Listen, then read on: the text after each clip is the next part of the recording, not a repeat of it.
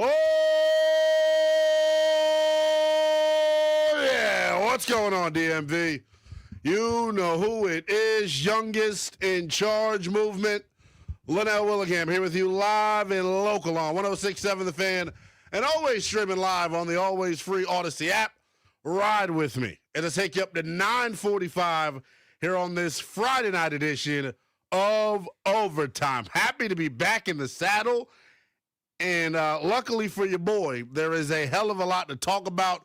You know how to hit me up, 1-800-636-1067. You can tweet at me as well. Same handle on each and every social media platform. It is at NELL_BTP. Heck of a lot to get into, including with the Washington Commanders. We'll touch on that right off the top here. Coordinator searches underway. I haven't been on in a little while here locally, so I'll give you my thoughts on the coordinator hire that's been made. I'll give you my thoughts on the decision to move off from Cliff Kingsbury in the first place. A lot to get to as we take you up to 9:45. We'll also talk a little bit about the D.C. family, the Washington Wizards, with a lot on the plate. They're in action tonight in Sacramento, taking on the Kings. You can hear that action right here on the Fan, following your boy. And I don't know if you all have heard, the Wizards have traded for a multi-time All-Star in Trae Young. Give you an update on his health status, plus tell you my thoughts on the trade as he rolled throughout the program as well. We had the massive gambling scandal break in college basketball late last night, early this morning. Want to touch on that as well. Every time these gambling scandals come out, the one thing that I routinely think about, and I ask myself this question, and I'm curious to see what you all think about it. If you knew the result of pro sports was fixed, would you still watch? If it was like WWE, it's the best comparison that I can make. If you knew the results of pro sports were fixed, would you still watch it? Example, if you knew that coming up this weekend, when the Rams and Bears lock horns in the divisional round of the playoffs, if you knew that that result was fixed, but you didn't know how they'd get to said result, would you still be a fan of professional sports in the National Football League? And it's a fascinating conversation. I think I would be. Anybody out there that is like your boy and gets excited for early 2000s WWF, then you should get it. You would probably still be a sports fan if you realize that the result was still fixed. I said it when the Shohei Ohtani thing really kind of got me, and ultimately Shohei ended up being proven innocent. But the relationships that the four major pro sports leagues have with these sports books, I think is totally nuts. And it feels like it may not happen next year, may not happen 2 years from now, but it feels like at some point, sports gambling is going to compromise the integrity of pro sports. It feels like we are getting closer and closer every passing day. Every passing day, it feels like we're getting closer. And the stiff part about this is, and when I use the word stiff, I mean it sucks. The part about this that irks me the most is like, these are, in most of these cases, and obviously the college basketball case that just broke is a lot different really than what we've seen. And I believe it's the first time we've had this sort of issue happen at the amateur level. But it sucks because with the pro scandals, like, these are multi-millionaires that are just flat out being greedy, trying to get more money, willing to risk, in some cases like Jonte Porter in the NBA, willing to risk basically never playing again. It means that little to you that you're willing to gamble. That's what it goes back to every time you hear a FanDuel commercial. It's called 1-800-GAMBLER, right? You always hear that. People have problems. People 110% have problems. And it's very, very frustrating, I guess, to watch this play out the way that it has. And I feel like at some point we're going to have a real conversation. Like I said, may not be next year, may not be 2 years from now, 3 years from now. And I want to know if you're concerned about this at 1-800-636-1067. Is there any shot in your mind, or do you already think it's happening? Do you think sports gambling is going to compromise the integrity of sports around the country? I was just going to say pro sports, but now as we're seeing here in the past couple of days, we're getting it at the collegiate level as well. 1-800-636-1067. The other thing I wanted to chew on as well and ask, and you can hit us up on the phones with this, is would you continue to watch sports if you knew that the result was fixed, a la the WWE or pro wrestling? I don't have headphones. Can't take the call yet. 1-800-636-1067 is the number. I do want to get into the Washington Commanders. I was talking to Grant Denny as they were walking out of the door, and I've been very plugged out since I've been doing the late night national radio bit. I've been super plugged out on everything that's been happening locally. Obviously, I read still. I listen to my podcast. I get my information, so on and so forth. But I haven't really listened to much radio because I'm normally asleep when all of our favorites are on the air. So what's currently happening right now with the Washington Commanders is quite ironic in terms of where things currently sit, right? This franchise, a calendar year ago, was in such a different spot, was in such a different realm. Thank you, Mental Chris. To think that this organization has gotten here this quickly in terms of hiring 2 new coordinators going into a very pivotal year number 3, it's jaw-dropping. It is alarming.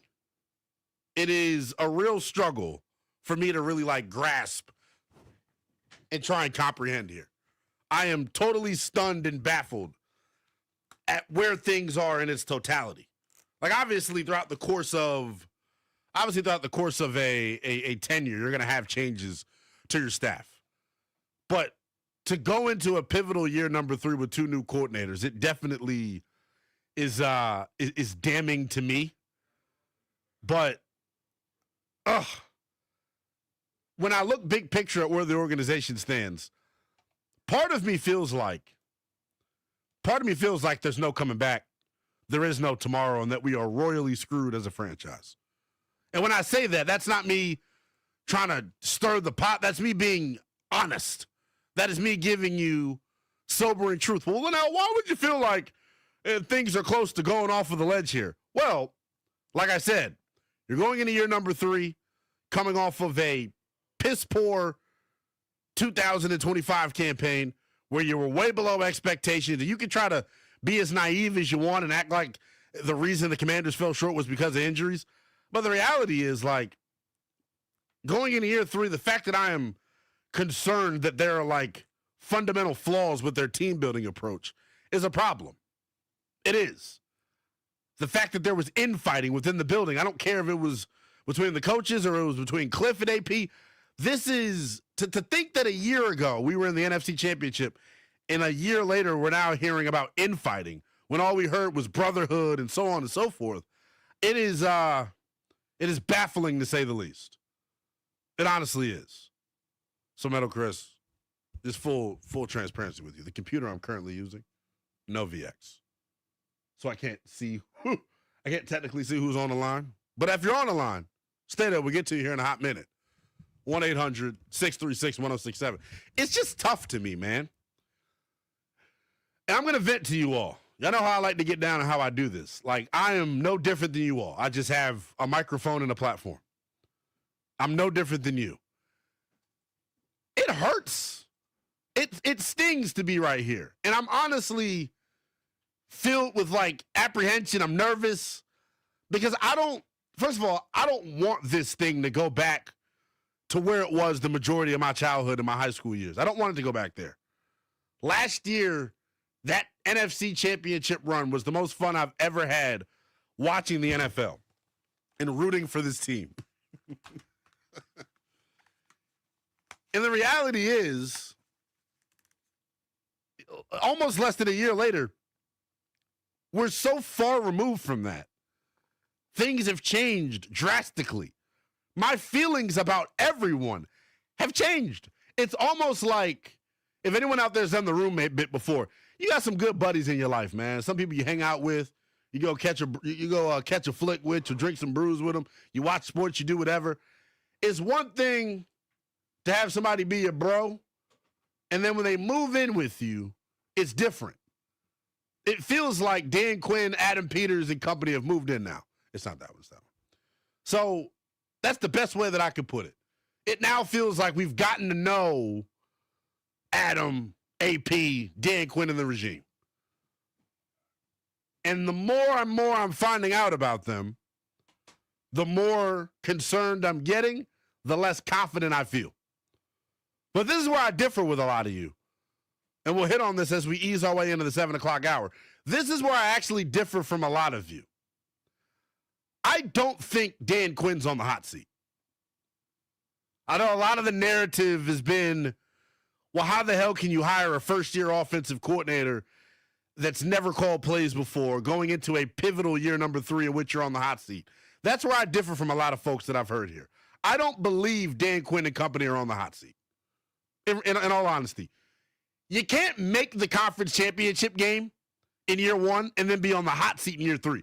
You would have to go 0-17. Like, they've built themselves a lot of leeway, so to speak, man. Because that year 1, whatever happened last year, I get it, we're all frustrated, it happened. But the first year happened as well. And they don't just lose credit. You don't just get to strip away and erase what happened from your memory bank because this year, the most recent year, didn't go as followed. Or didn't go as planned, rather. You can't do that. You got to give them the benefit of the doubt, and you got to trust in a newsflash here. The best way that I can put it, man, it's almost a lot of you out there like raising kids, right? And I don't have any kids, so it's hard for me to speak to this, but I've got nephews, nieces. When you're dealing with a little kid, worked at summer camps, the whole nine. When you're dealing with a little kid, man, a kid will go as far as you allow them to take you, so to speak, right? Sometimes they need a little bit of straightening if you pick up what I'm putting down. Sometimes your kid acts out of body. They cut up, act a damn fool, and sometimes you got to give them a little bit of straightening. Everybody's straightening looks a little different. But kids test you. They test you. That's what they do. It feels like after making the NFC Championship game in year number 1, it feels like Dan Quinn and Adam Peters are testing Josh Harris. Because I'm telling you, and it may feel like I'm coming out of left field with this, I don't think there's any scenario next year in which Dan Quinn or Adam Peters gets fired. They would have to go, they would have to win 4 or fewer games for them to potentially be on the hot seat. Because we got to understand who we're working with here as an owner. Josh Harris has got the patience of a monk. And he's also cheap. Frugal. Best way I could put it, right? Look at how he's managed the Devils. Look at how he's managed the 76ers. If y'all think he is going to pay Dan Quinn's ass to sit at home, you got another thing coming. So no matter what happens in 2026, I'm reaching this conclusion in January. No matter what happens in 2026, there's really a slim chance of them moving on from Adam or Dan Quinn.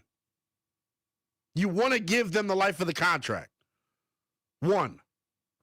And then 2, you don't want to be viewed like the last guy. Think about the way that everyone was talking about this organization going into this year. So to think that we go from that to firing a guy after a bad season, for me to be saying it, here's how you know it's true. I think it's a little premature. And I've changed my opinion on this. See, when you're out of the loop for a little bit, as I haven't done a local show in the new year, I haven't done one local show in the new year. When you're out of the loop, you get a chance to change your perspective a little bit. You get to take a 1,000-foot view. I don't think there's anything that can happen in year number 3 outside of losing or winning, rather, like fewer than 4 games. They get to 5, 6 wins, they're fine. You just got to see progress here. And this year, no matter how you slice it, was a step back. Knowing how low you've now set the bar back to, I just want to see improvement in year number 3. I want to see the quarterback take a step forward. Because guess what? At the end of the 2026 season, he is eligible for that franchise-altering deal. And his play in 2026 is going to determine if he ultimately gets it. We are getting geared up for the most important offseason in a long, long time for this organization. Adam Peters, Dan Quinn, you're on the clock. Honeymoon phase is over. We have now moved in. We're no longer doing the bit where you come pack and spend a night bag every time you come over. You're now living with us. I get to see how you act when you first wake up. I get to see how you act when you're mad, when you're sad. You don't really know somebody till you move in with them. It feels like we're finally moving in with Dan Quinn, Adam Peters, and Josh Harris. You really get to find out who somebody is in the face of adversity. What are you made of? We're finding out right now. 1-800-636-1067 is the number.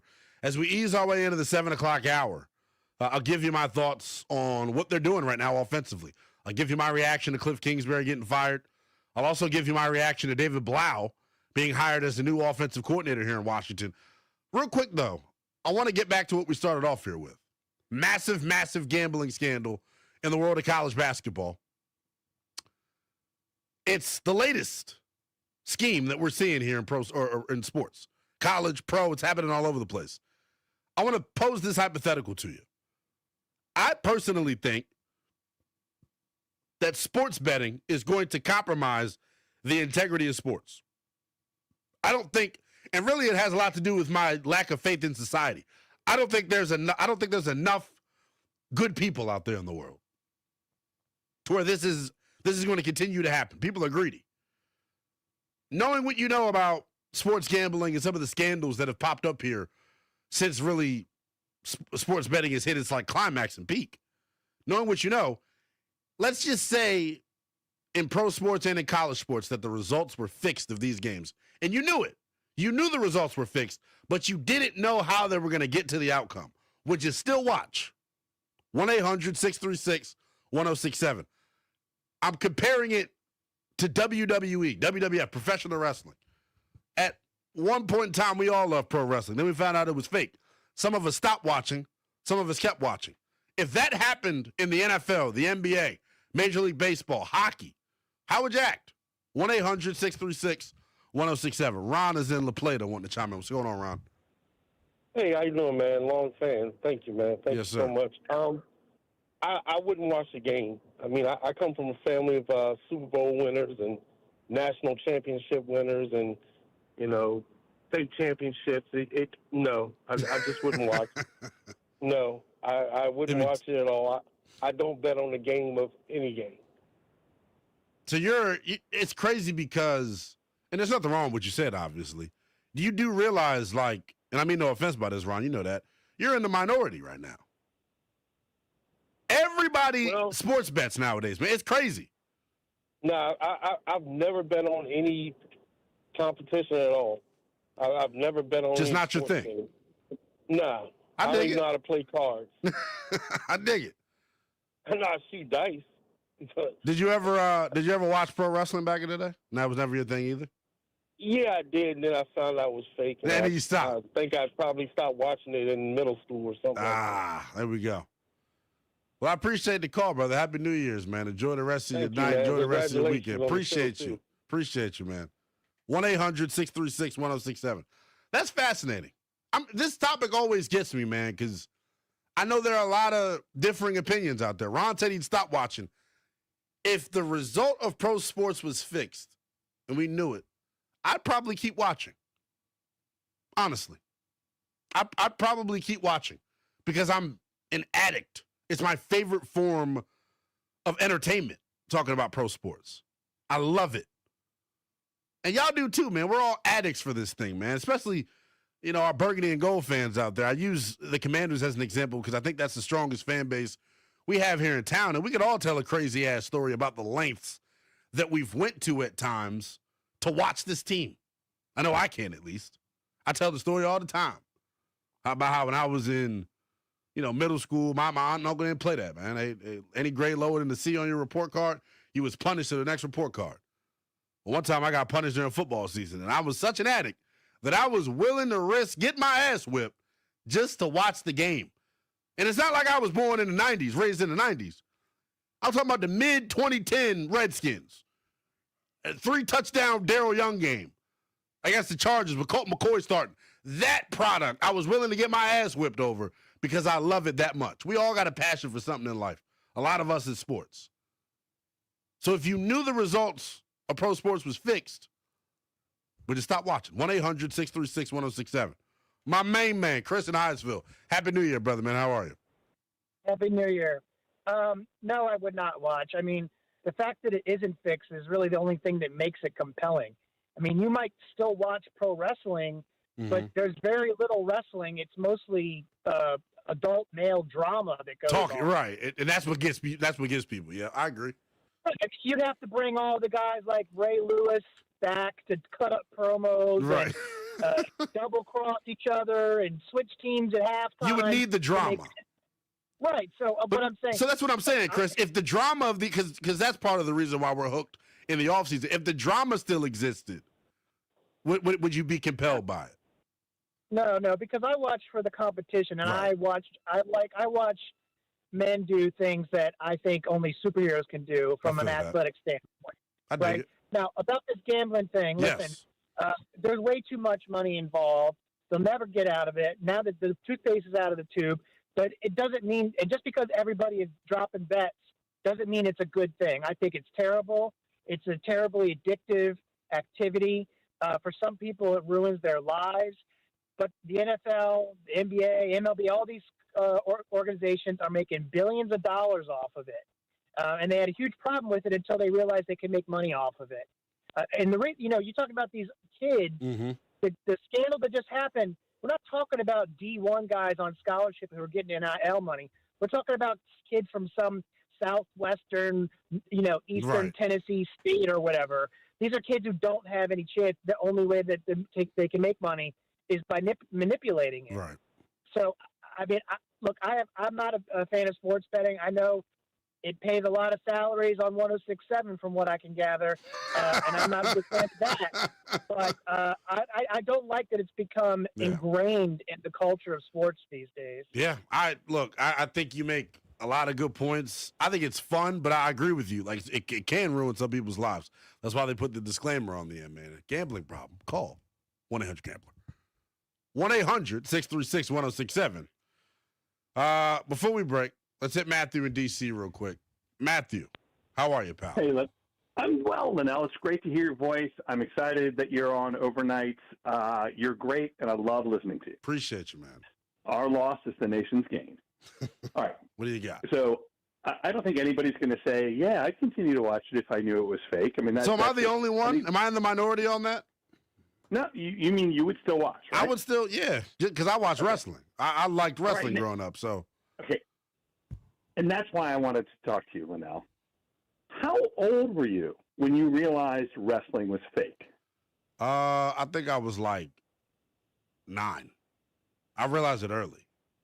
Okay. I was just compelled by the talking and the storylines and the promos and all that. That's why I kind of model my sports talk radio game after some of my favorite professional wrestlers. It's all like, it's entertainment, That's how I look at it. Oh, you are classic. Like I grew up in the Rowdy Roddy Piper, saw Jim Duggan. That was my era. You would have fit in beautifully. Well, I appreciate that, man. But I got to ask you this, and this is I'll let you go on this because I know you got a break. Yeah. Okay. I can't believe that anybody as an adult would watch professional sports. Wrestling is not a professional sport; it's entertainment. That's why it's worldwide entertainment. I can't believe anybody would watch, quote, professional sports that are rigged. Right. Why watch it? Why, what is the entertaining part? The storyline? Free agency, a coach getting fired after 18 years. I think we like the storylines, and I appreciate the call, Matthew. I think we like the storylines in pro sports more than we even realize, man. A lot more to get to here on a Friday night edition of Overtime. You can tweet at me as well. It is at NELL_BTP. We'll take a quick time out. When we come back, we'll continue to take your calls. If you knew that pro sports and collegiate sports were fixed, would you continue to watch? That's next here on The Fan.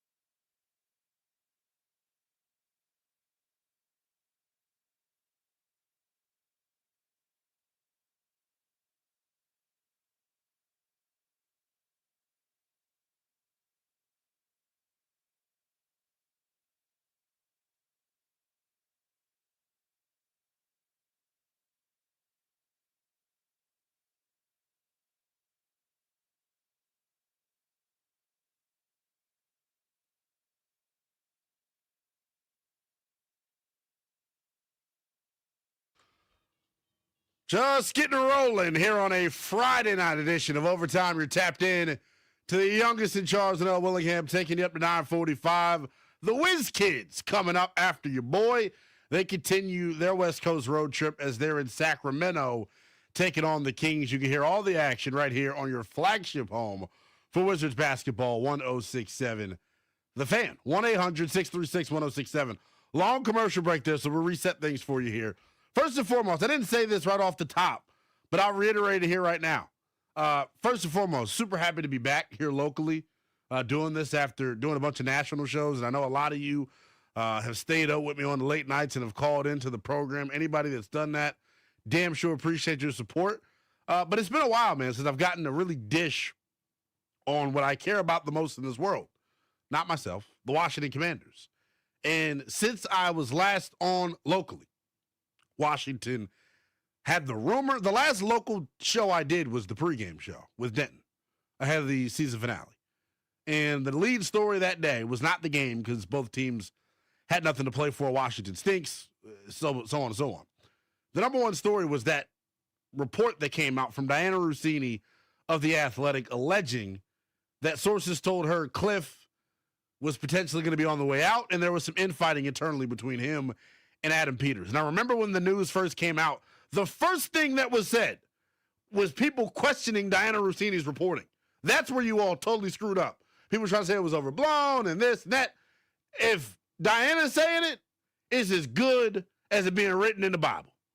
If you pick up what I put down. Her word is gospel when it comes to this team. Used to work at NBC4, plenty of sources in the building, and Diana is very good at her job. But things have changed since I was last on, and you all were denying that report. And then 2 days later, Cliff is relieved of his duties, a mutual parting of the ways. And now David Blau's been hired as the offensive coordinator. Bobby Johnson was fired as the O-line coach. There is a changing of the guard happening offensively. We're going to touch on it all. Throughout the show, and I've never done this before, so we'll see how this works. Throughout the show, Anna. What do you think Anna stands for, Metal Chris? Ask Nell anything. Do you like that? Sure. Sure. Sure. Thank you. Where's Anna's supposed to have two N's, but sure. Well, there's ANA and there's ANNA. Bottom line is, because there's so much that I haven't chewed on with the Commanders, all night long, up until 9:45, we will take your calls at 1-800-636-1067. You can ask me anything that you want about the Washington Commanders. But what I want to get to right now is what we were starting off with the gambling bit and the story that broke in college basketball about the college basketball player point shaving allegedly. And as the prominence of sports gambling grows, I feel like we're going to have more and more of these incidents. And I think long term, whether it's a year from now, 2 years from now, sports gambling is going to compromise the integrity of college sports and pro sports. With that being said, if you knew the result of pro and college sports was fixed, would you still watch? 1-800-636-1067. If you knew the result was fixed, would you still watch? And if you're wondering what I mean by that, similarly to like pro wrestling, WWE, WWF, those results are scripted. They know who the winner is going to be before they come out. If sports went that way, would you still watch if all of the storylines and drama still existed? 1-800-636-1067. Margaret is in Great Falls. Happy New Year to you, Margaret. Happy New Year to you, Lynnell. I've never called before. I do enjoy your show. I appreciate you. What's on your mind? Well, I was looking at this whole betting deal from the players' perspective. Mm-hmm. And the players will certainly find out, who's winning and who's losing. Why do they have any incentive to play well or even to train hard? Because they're going to, it is scripted that they will lose some games. And I grew up on sports. My dad had season tickets to Blackhawk games when there were 6 teams in the NHL. Mm-hmm. So, and I'm giving my age here, but I saw, That's okay. I saw Bobby Hull play, Gordie Howe. Wow. Got to see Maurice Gordie. Lucky Richard. you. Yeah, yes. Well, and Glenn Hall, who just passed very recently, was the goalie for the Hawks, the Blackhawks, when we were going to the games. So I listened to the Caps games on the radio, and I enjoy very much. I think it's John Walton who does John Walton and Ken Sabrin, the best in the business. Yes. Well, I listen to them, and the way John Walton gets very excited, I'm like. But I see what you're saying. Would that be taken away? Let me break it down to you, because I think it's an amazing back and forth we're having here. Let me really be specific with what I'm promoting or asking here. Only the players and the internal workings of the league knew that it was scripted. Meaning, players would know before signing their contract, hey, you're signing up to play a sport that is scripted. But we're all about entertainment value. Meaning, announcers wouldn't know. They're just calling the game as is. How would announcers not know? I mean, see what I'm saying? It's a crazy hypothetical I'm throwing out, Margaret. I do want I give you credit. I appreciate you chiming in though. 1-800-636-1067. Let me explain that better, because I'm curious to see what y'all think, and maybe I'm in the minority here with this totally. If pro sports, if you knew the result was fixed, but we didn't know what the result was, let me be more specific. The people that know it's fixed. In wrestling, right? The individuals involved in the match and the ones that are producing the match, a lot of the times are the only people that know the result.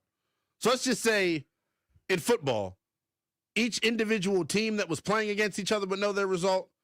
The coaches would know. Announcers wouldn't know, so you can have the same dramatic effect. Fans wouldn't know. If the result was fixed, but you didn't know how they were going to get there, would you still watch sports? 1-800-636-1067. Melvin is in Southeast. What's going on, Melvin? Hey, Lynnell, thanks for taking my call, yes, sir. man. Long time listener. But the thing is, I wouldn't watch it. I wouldn't watch it. I'm having problems right now watching it because a lot of people do all these sports betting and prop betting. That's why I watch the game by myself. I don't watch the game if I know somebody betting. I don't watch the game because they're only watching it for their bets. And I watch it for the love of the sport. Right.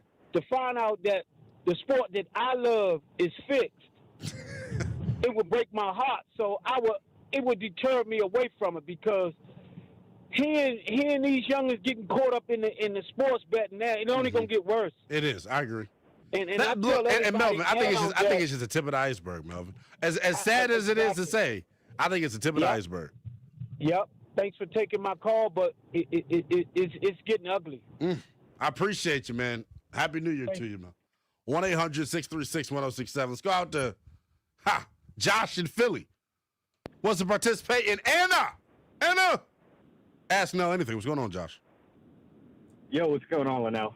How are you, pal? Man, thanks for taking my call. Yes, Doing sir. well. Glad it's Friday. Yes, me too, brother. Hey, what you got planned for tonight, man? Not doing a whole lot. Just hanging out. I'm a free man tonight, so I dig it. Kicking it. When you say a free man, were you recently incarcerated? Were you locked up last Friday? No, I'm usually with my girlfriend. I got you. But not tonight. So, I dig but anyways, I wanted to ask you. Do you think I'm crazy for thinking the D coordinator hire is more important than the OC hire? And I kind of want to frame it as like we brought in Blau, so we kind of have some familiarity there with Daniels. So now I think we really got to nail this DC hire because the defense was terrible. Yeah. I would say it is the more important hire, and here's why. I think we all know the big issue that exists right now with the football team is on that side of the football, right? So to me, there's a lot more work to be done from a personnel standpoint. The job is more difficult, right? Josh, you would agree with that, right? The DC job here in DC would be a harder task than the OC job because of the lack of talent. So with that being said, I think it's even more important that you nail the hire, because it's got to be somebody that can elevate your talent. Because the reality is, we got a laundry list, a CVS receipt full of needs defensively. And last time I checked, we don't have the resources to fill every hole in one offseason, meaning, similarly to what they did in year one at times, which is ironic that it's not happening right now, they're going to have to get guys to play above their pay grade, meaning you're going to need an elite defensive coordinator in my mind. And real quick, Josh, why isn't Dan Quinn the guy that's doing it? I feel like I'm the only one that's a little bit bothered by that. What about you? Yeah, I mean, I think it's a good question. And I think it's also, like, to add to that, like, how are they not able to figure it out? Yeah. You know what I mean? Like, how going into year 3, Josh, it feels like we have no hope on defense. I got to take a quick time out because I suck at keeping us on schedule. I appreciate you chiming in. Anna continues on the other side of the break. Ask Nell anything. Anything you want to ask me relative to the Washington Commanders. I've been checked out. Haven't done a local show in the new year yet. David Blau's been hired. Cliff Kingsbury has been fired. We have no defensive coordinator. We have no offensive line coach. Whichever way you all want me to go, I will go here tonight. 1-800-636-1067. Ask Nell anything. Plus, we'll take a look at the divisional round of the NFL playoffs. That's next here on The Fan.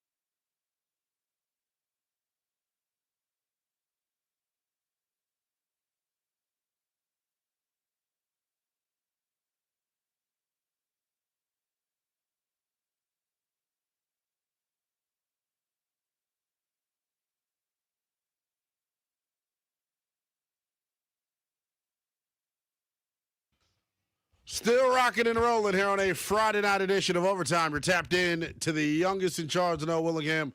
Taking you up to 9:45. Wizards basketball comes your way after your boy. Number to call is 1-800-636-1067. You can tweet at me as well. Same handle on each and every social media platform. It is at NELL_BTP. Hitting the phones right now on something that I'm pretty passionate about. We'll ask Nell anything. Anna, throughout the course of the show, you can call and ask me any Commanders-related question as we roll throughout the program here. Why am I giving you that opportunity? Because I didn't want to put a show together tonight. No, I'm kidding. I'm kidding. I'm asking you and giving you that opportunity because I haven't been on locally since the new year, right? The last local show that I did was the pregame show ahead of the season finale, and a lot's happened.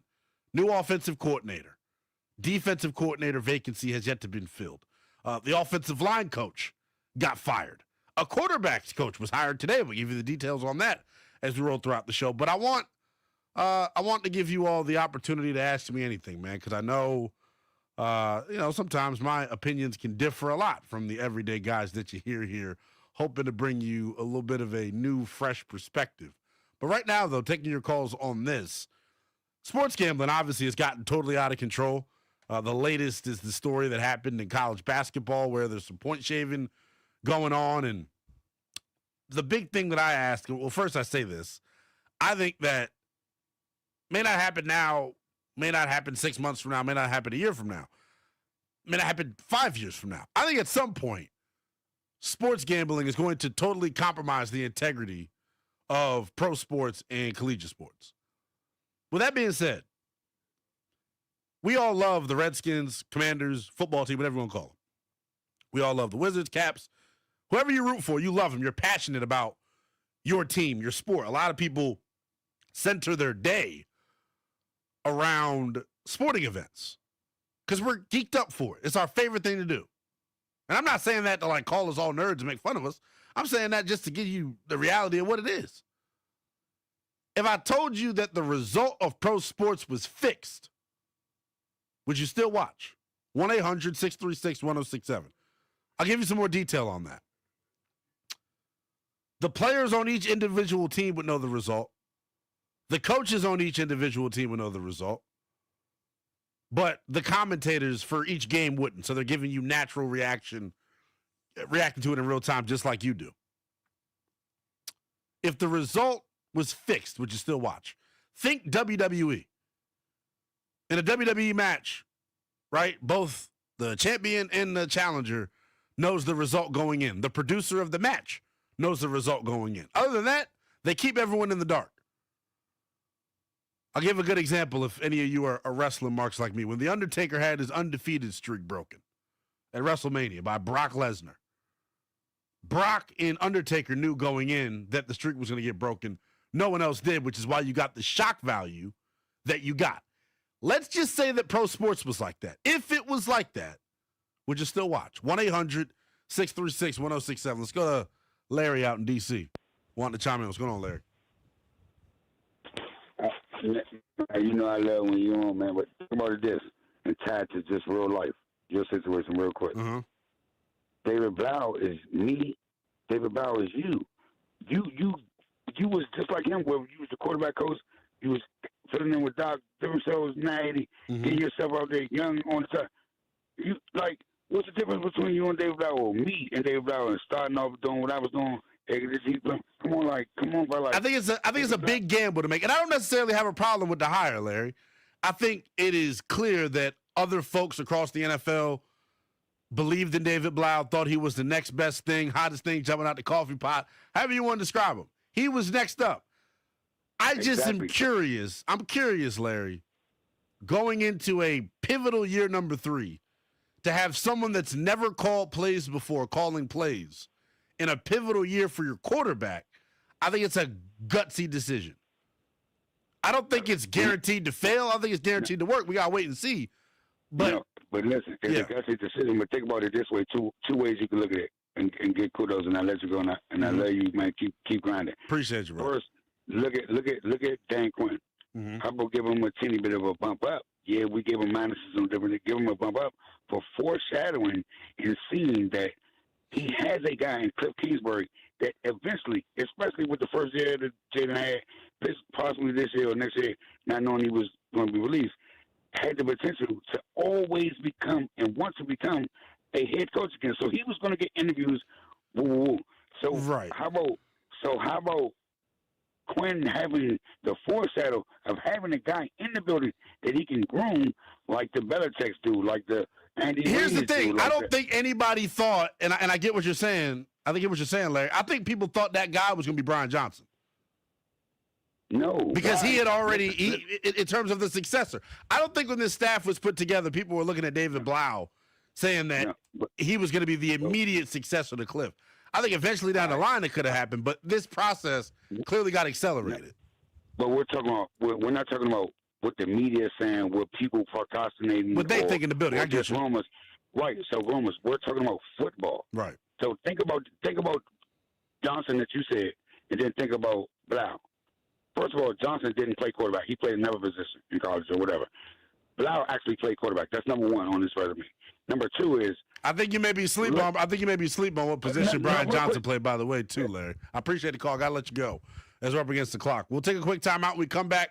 More of your calls. Ask Lynnell anything you want to get my opinion on when it comes to the Washington Commanders. I'm back doing some local radio here tonight. You'll catch me about once a week here on Overtime. Tonight we're doing Ask Nell anything. Anything you want to get my opinion on when it comes to the Washington Commanders. I'm all ears for you. 1-800-636-1067. Your call's next.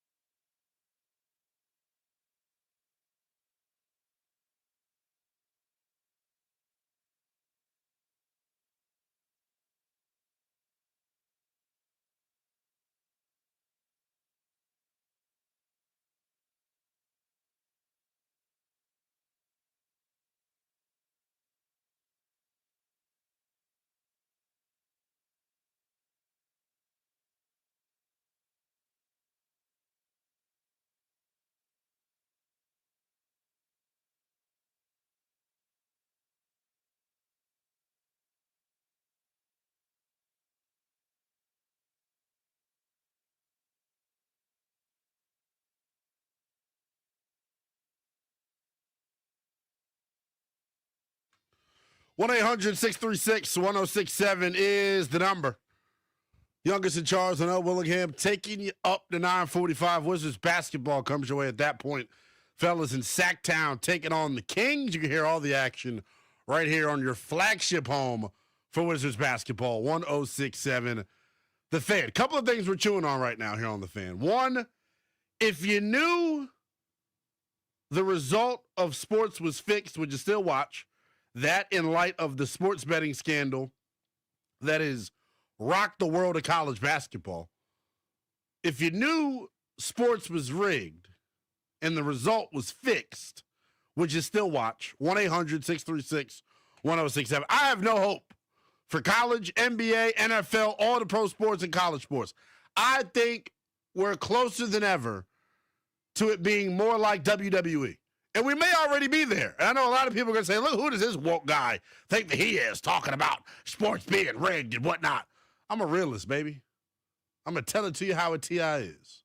There are certain things that happen throughout the course of a NFL season, NBA season, that make you go, are we sure this thing is rigged? Penalties, so on and so forth. So we may be a lot closer to it than you want to admit, but I want to take a 1,000-foot view with this, 10,000-foot view with this. If you knew the result of pro sports was fixed, would you still watch? If it was like WWE, would you still watch? 1-800-636-1067.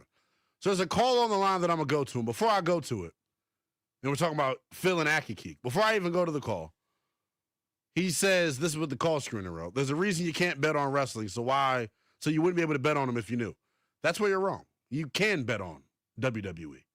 You can bet on whether the result of the match is going to be a submission or a pin. You can bet the winner. You can bet what number someone's going to come out in the Royal Rumble. You can bet on everything. Everything. You can bet on everything. There's no limit when it comes to sports gambling, which is why I say this bad boy is out of control. And I think sooner rather than later, sports betting is going to totally compromise the integrity of sports. If you knew that sports betting or sports was rigged, would you still watch? 1-800-636-1067. You can also ask me anything about the Washington Commanders as we're doing a little Anna. Ask Nell anything. Let's go to Phil and Akiki. Let's get right to it. Phil, what's going on?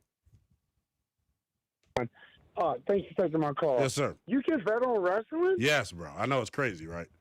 I didn't know that. It is crazy. Right? I didn't know that. You can bet on it. On the sites I'm on. So I know during like Royal Rumble season, FanDuel put up some props where like who's gonna come out 30th in the Royal Rumble. Oh my God! Yeah, it's crazy. You can bet on anything. Okay, but if somebody was privy to the information that was, that is illegal and called inside. That's illegal and called insider trading. But insider trading is so difficult to stop, man, and that's why this stuff is never gonna stop happening. Because guess what? I give you an example of a prop that FanDuel puts up during Super Bowl week. They ask, what color is the Gatorade going to be for the home bench? Yep. If you know a homie that play on a team, you can go get the Gatorade color easy and put $100,000 on it and flip your money real quick. That's why I'm saying, Phil, it's out of control. There's no fixing it. I've given up on it. So if my homeboy wrote the script to the game, Edmonton's going to win by 2 goals. Yeah, tonight. bro. Yes. Bet the farm on that. Yes. -1.5. Bet the farm. Yep. Like, oh my God. If you don't think the one thing, Phil, that I think that's the part that they can't stop, Phil. I don't think there's a way to control insider trading. There's just not. You're 100% right. Yeah. I think the only reason they catch it is when it's like a bunch of money. It's like $100,000 being put on some obscure bet. That's how they kind of get flagged. Yeah. Yeah, and if it's like, that's my cousin. You know what I mean? Right, like, exactly. Yeah. Okay. Well, hey, man, thank you so much for taking my call. Yes, sir, brother. Appreciate the call, man. I appreciate it. 1-800-636-1067. Let's go to Dave in Chantilly. Dave, I didn't know you was a wrestling official back in the way, my good brother. What's going on, man?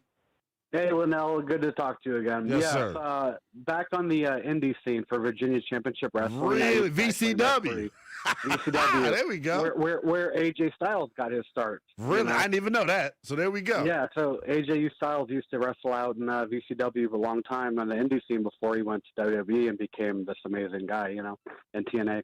But it's a great topic. I love the topic you're bringing up because this is really differentiating between sports entertainment and real sports.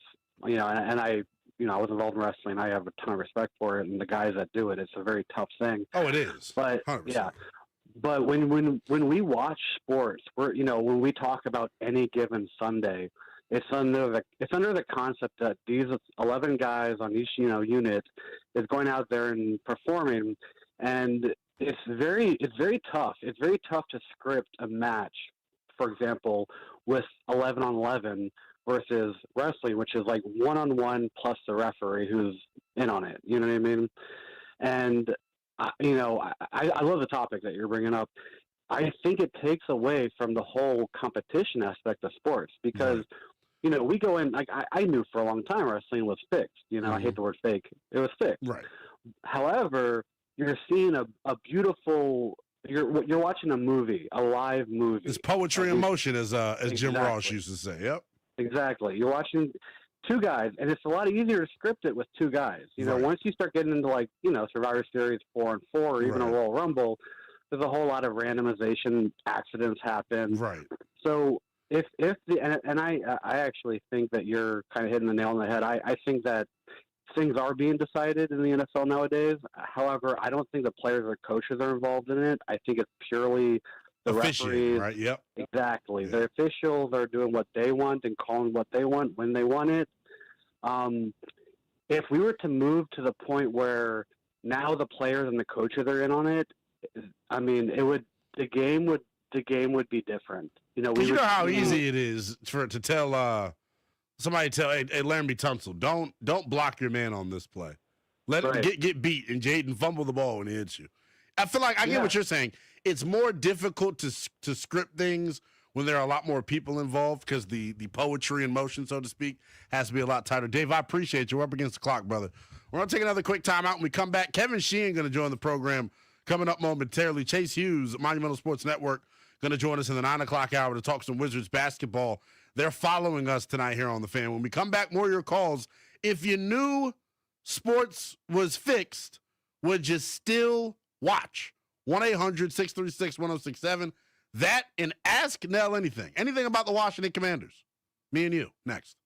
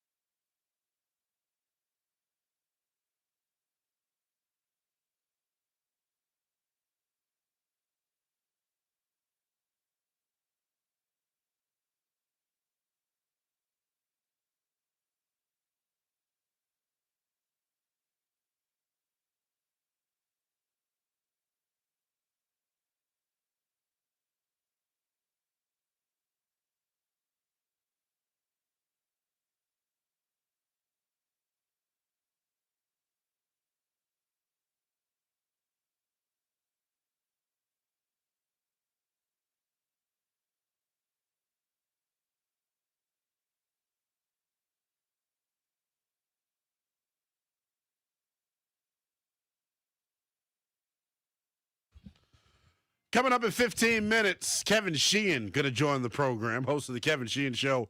Weekdays 10 to 1, sister station, the Team 980. You can catch him there. You can also check out his podcast as well. Going to chew on a couple of Commander items with our guy, Kevin. I actually may do, no matter, Chris, you be prepared for this. And if Kevin doesn't agree to this on the phone, then you tell him we don't want him. Kidding. Always love having Kevin. I may have him interview me. I just want to answer people's questions. I don't know where to start on the Commanders. So much has happened since I've last done a show here locally.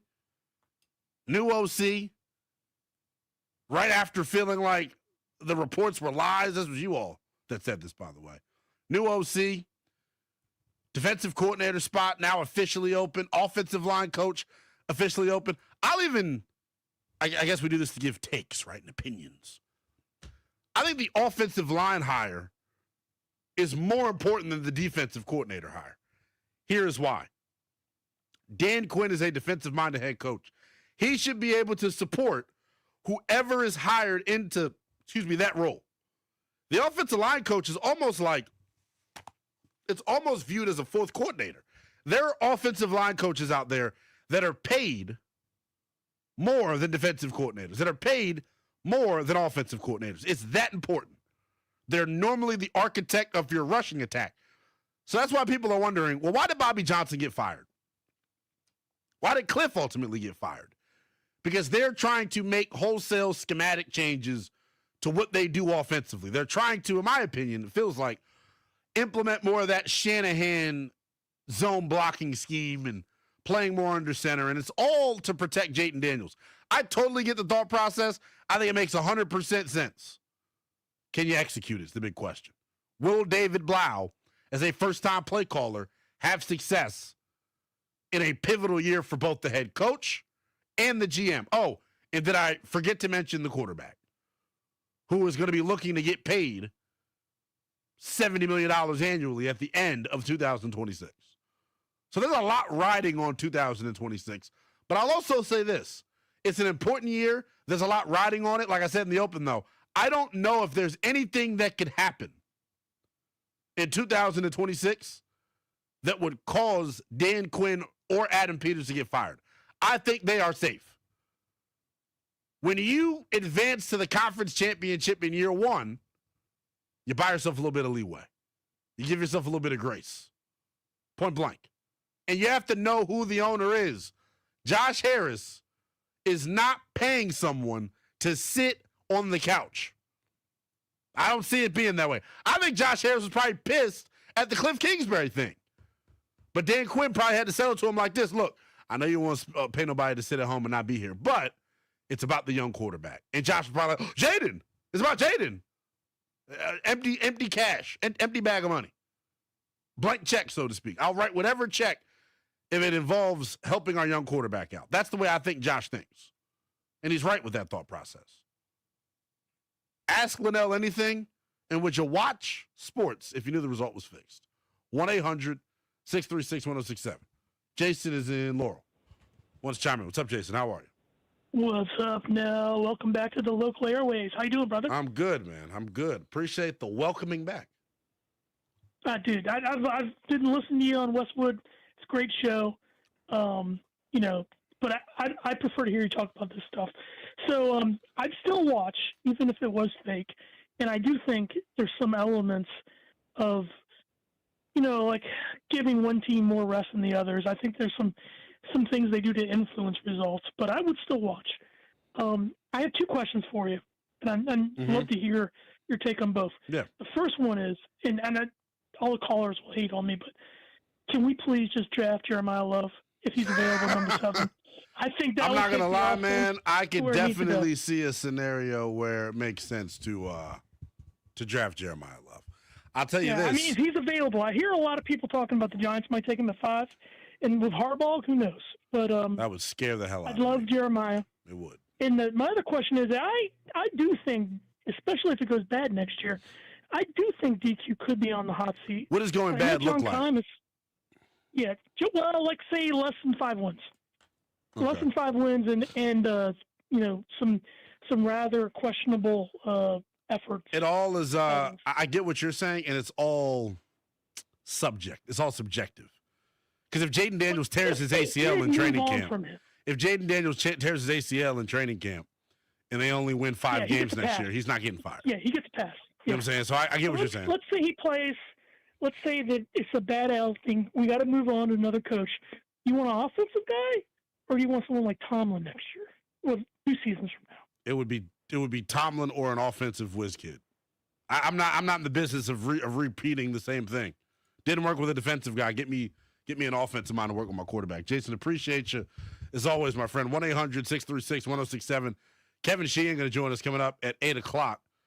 Jay and PG wants to chime in. Jay, 2 questions for you. If the result of pro sports was fixed, would you still watch? And then 2, man, you know ask I'm Nell gonna watch anything. because I wear the patch.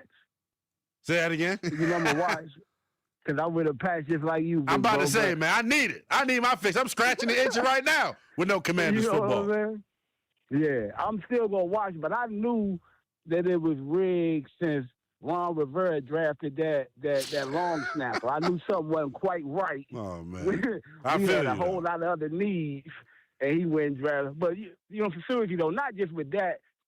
And I don't think it's necessarily right in your face, but I think it's more done on the back end. Like if you ever seen like the TV show Blacklist, you know what I'm saying? Yep. Like that's how it really get done. Like how, you know what I'm saying? Like I don't want to say too much. They might come for me.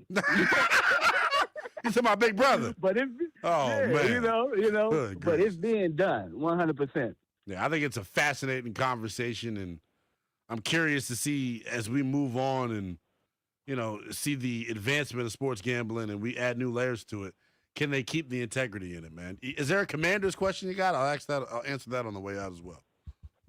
I mean, not necessarily. I'm just ready to get it in for next season and see what we do as far as this defensive coordinator. I think once we get that fixed, then we gonna be good to go. You know what I'm saying? But just remember this: anytime there's a whole that much money involved, it's a whole lot. It's a whole lot that you don't know too. You know what I'm saying? Oh, I 100% agree with you, brother. Appreciate the call, Jay. 1-800-636-1067. My guy Bargov out in G-Burg. Montgomery County, stand up. What's going on, man? Yes, sir. Yes, sir. What up, Lynnell? How are you? Good, man. So this is what I would say. If you knew that she was going to cheat on you, would you get married?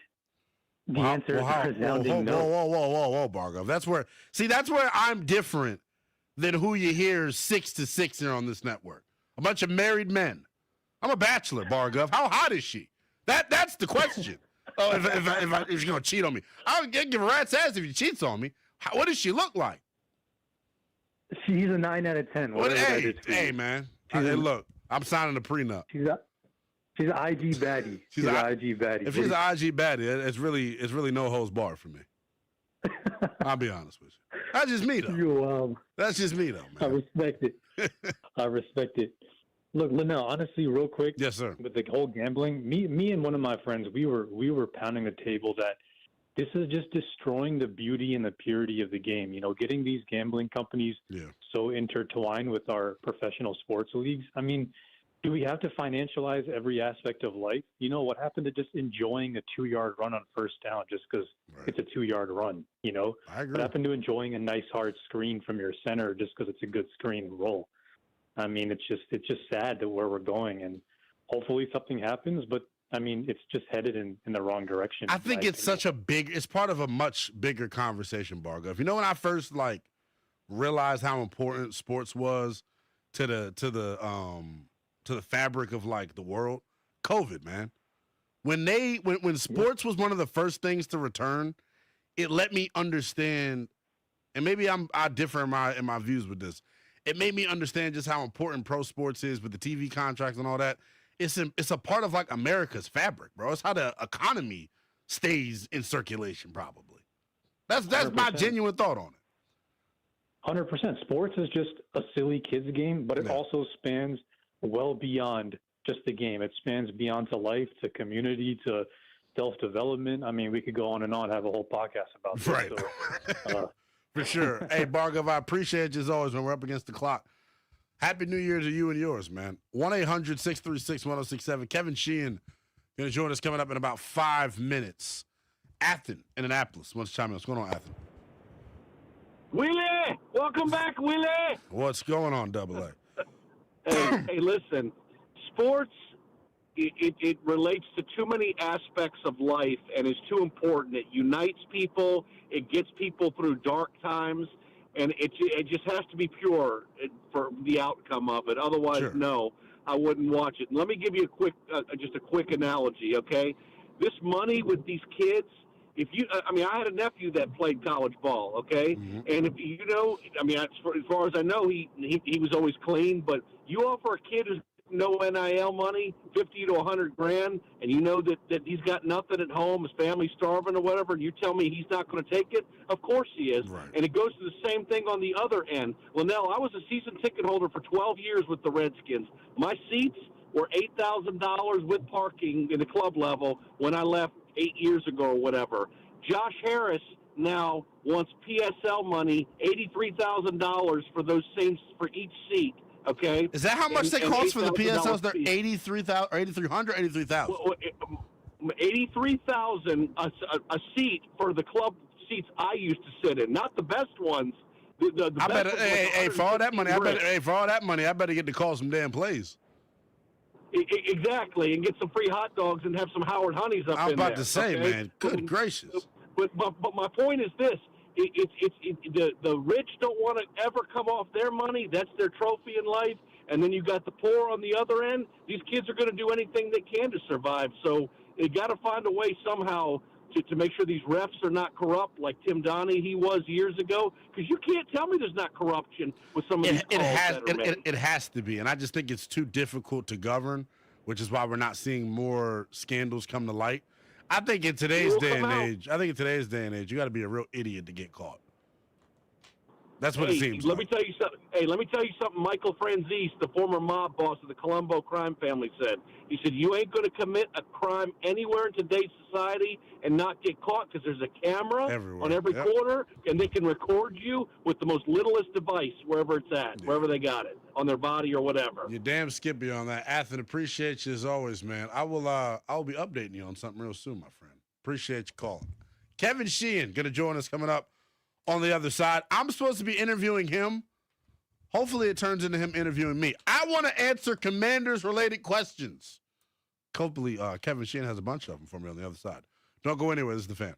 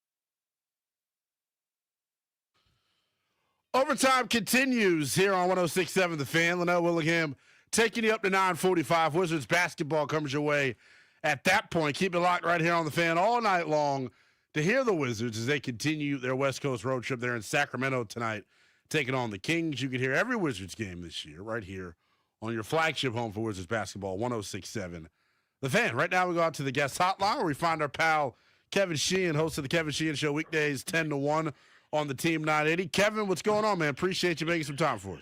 What's up, big boy? You're back local just for the night? Just for the night, man. Having a little one-off. So we're doing an Anna tonight, Kevin. Ask Nell anything, whatever you want to ask me. So it's supposed to be me interviewing you. I really want you to interview me. But there are a couple of things I want to get your opinion on. I'm just glad you're hanging back with the little folk. Come on, man. I got you back there, man. Big shot. Never forget where you come host. From. Yeah. I'm happy for you. I appreciate you, man. I'm really happy for you. How's it going so far? Well, I have the greatest producer in the world. His name is Denton. You do. Denton has been absolutely awesome for me. Tag teaming each and every night to put together the best show possible, man. It's been very, very fun. But because of that, Kevin, I feel more plugged out of the local scene with the Commanders than I ever have been in my entire life. I probably followed it closer when I was in high school than I did once I got the job. If I'm being totally honest with you, right? Well, I don't know if that's a bad thing. Yeah, I think exactly. I think we all need a break from this team right now. Exactly. You know, we've got other games, real games, exciting games this weekend. 2 more next weekend. 1 2 weeks after that. We got one Monday night. Like you know me, I'm into the games that matter, right. And that's why last year was so much fun because we were still playing this weekend. Yeah, it's crazy how quickly things could change. Going into a pivotal year number 3 with 2 brand spanking new coordinators is not where I thought this regime would be. Let's go back, because the last time I talked to you was the Sunday of the season finale, and we were, at that time, questioning the validity of Diana Rossini's report that there was any infighting. Turns out there was. Cliff not seeing eye to eye with AP and company from a philosophical standpoint. Just your reaction to all of that, because were you stunned, I guess, that Cliff was ultimately asked to hit the road, Jack? Yeah, definitely. I mean, I think, when that report came out, I still am not necessarily convinced it was all AP. Right. And that there was any sort of legitimate confrontational kind of tone. I think everybody is kumbaya with each other. I think that they just wanted to go in a different direction, and Quinn wanted to go in a different direction. But of course I was surprised. I mean, if you had asked me that 3 days earlier, I would have said the dude just overachieved as a coordinator this year. Right. I mean, he led an elite top 5 offense in 24, and then with basically practice squad players in a lot of key spots for a big portion of the season, they finished in the top half, and in many cases, the top 12 of many offensive categories, in terms of their production. And look, this, and most football fans, if they're being objective and less emotional about the team's season, when you lose a star quarterback and for 13 of the 17 games, because he only played in 4 games start to finish, and only 3 of them start to finish healthy, you're doomed from the start. No matter who you are. Shot. Yeah, I mean, 9 out of 10 times you are going to lose many more games than you win. And then on top of just him being lost, they lost wide receiver 1, they lost running back 1, they lost wide receiver 2, they lost D-end 1, 2, 3, corner 1, 2, and the list, kept on growing throughout the season, growing throughout the season, and it happens in the NFL, and hopefully it doesn't repeat itself, because that was a once-in-a-generation injury season. For me, watching this team, I don't remember anything resembling this year. I caught a clip of you. I'm always seeing you on social media. And I thought don't do that. I don't do that. The station does. Oh, that. I know. if the people know it too. Everyone knows you're not taking the time. You know me. I ignore social media. I know. It's almost like it's poison. Unless I have to be on it. Yeah, you're not drinking the rat poison, so to speak. But no. I loved your thought, and it really made me start thinking about how I felt about the Blau hire. You said it was gutsy for Dan Quinn to make that sort of hire. I agree with you on the surface, but then my other thought on it is and tell me if you agree with this, Kevin. I don't think the seat is as warm as people are making it out to be going into next year. He made the conference championship in year one. And I know I've been on that same side of the coin, Kevin, but like you plug yourself out for a little bit, you look at it from a 10,000-foot view and your opinion starts to change.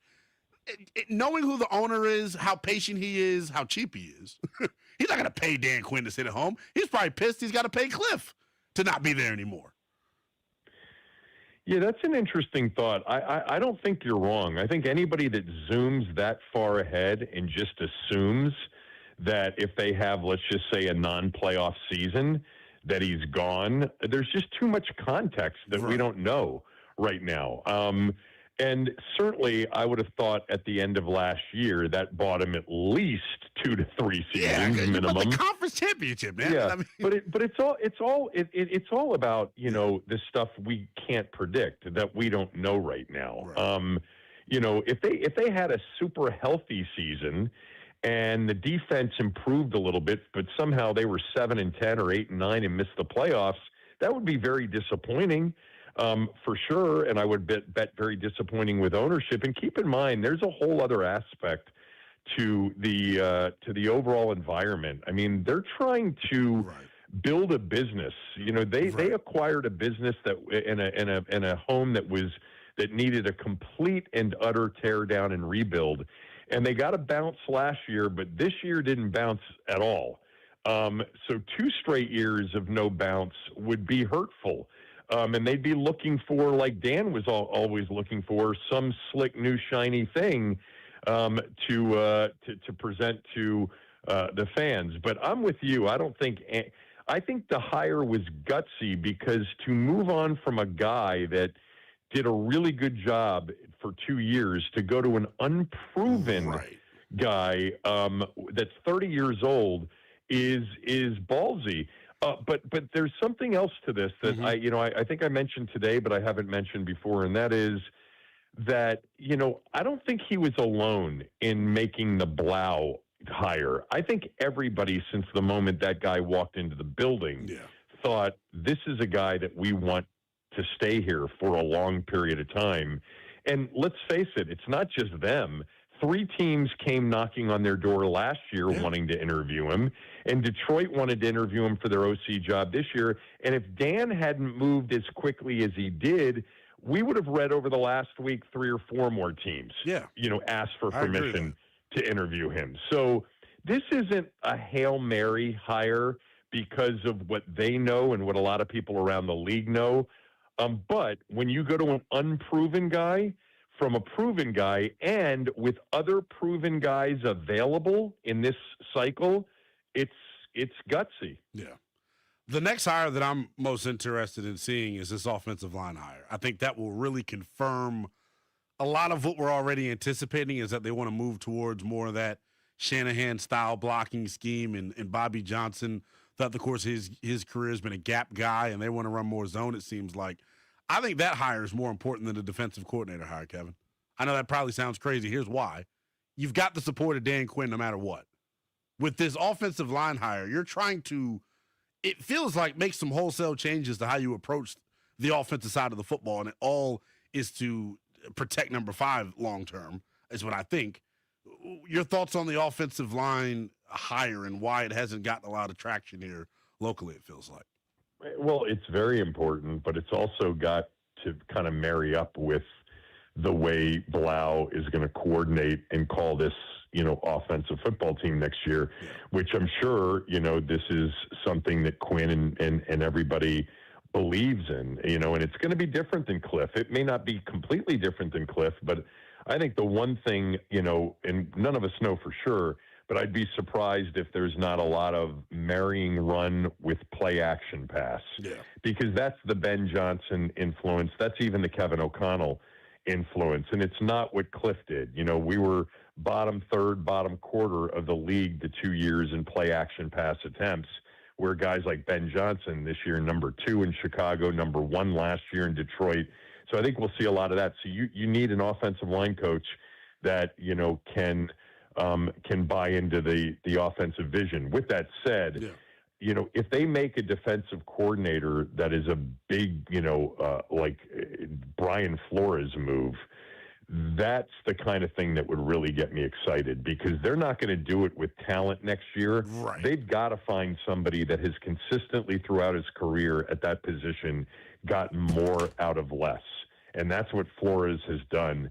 And it would be really exciting if he was actually available and they hired him. There's some weird stuff going on in Minnesota with him. There's no official stories out there, but the fact that he's interviewing for other defensive coordinator positions is a bit strange. Maybe he'll get a head coaching job, but I wouldn't be surprised if he's a short shelf guy. He wears out his welcome. We've seen some of the smoke related to that from Miami. Yeah. But especially when he's not the main voice in the building in Minnesota. Yeah, I'll take him for 3 years. Yeah. Give me him for 3 years and add 3 to 4 starters this year. Add some depth. And let's see because they can't get to where they want to get to if they're just healthy and Jaden's brilliant next year with the defense they had this year. Got to figure it out. Kevin, I appreciate you making some time for us, my man. Enjoy the rest of your night and the weekend, brother. All right, keep it rolling nationally. I'm tuning in. Appreciate you, man. That is Kevin Sheehan. Make sure you check him out weekdays 10 to 1 on our sister station, the Team 980. We started getting into the offensive coordinator conversation right there. I want to really hammer it on the other side of the break. My reaction, my thoughts on Washington hiring David Blau as their next offensive coordinator. That's next on the Fan.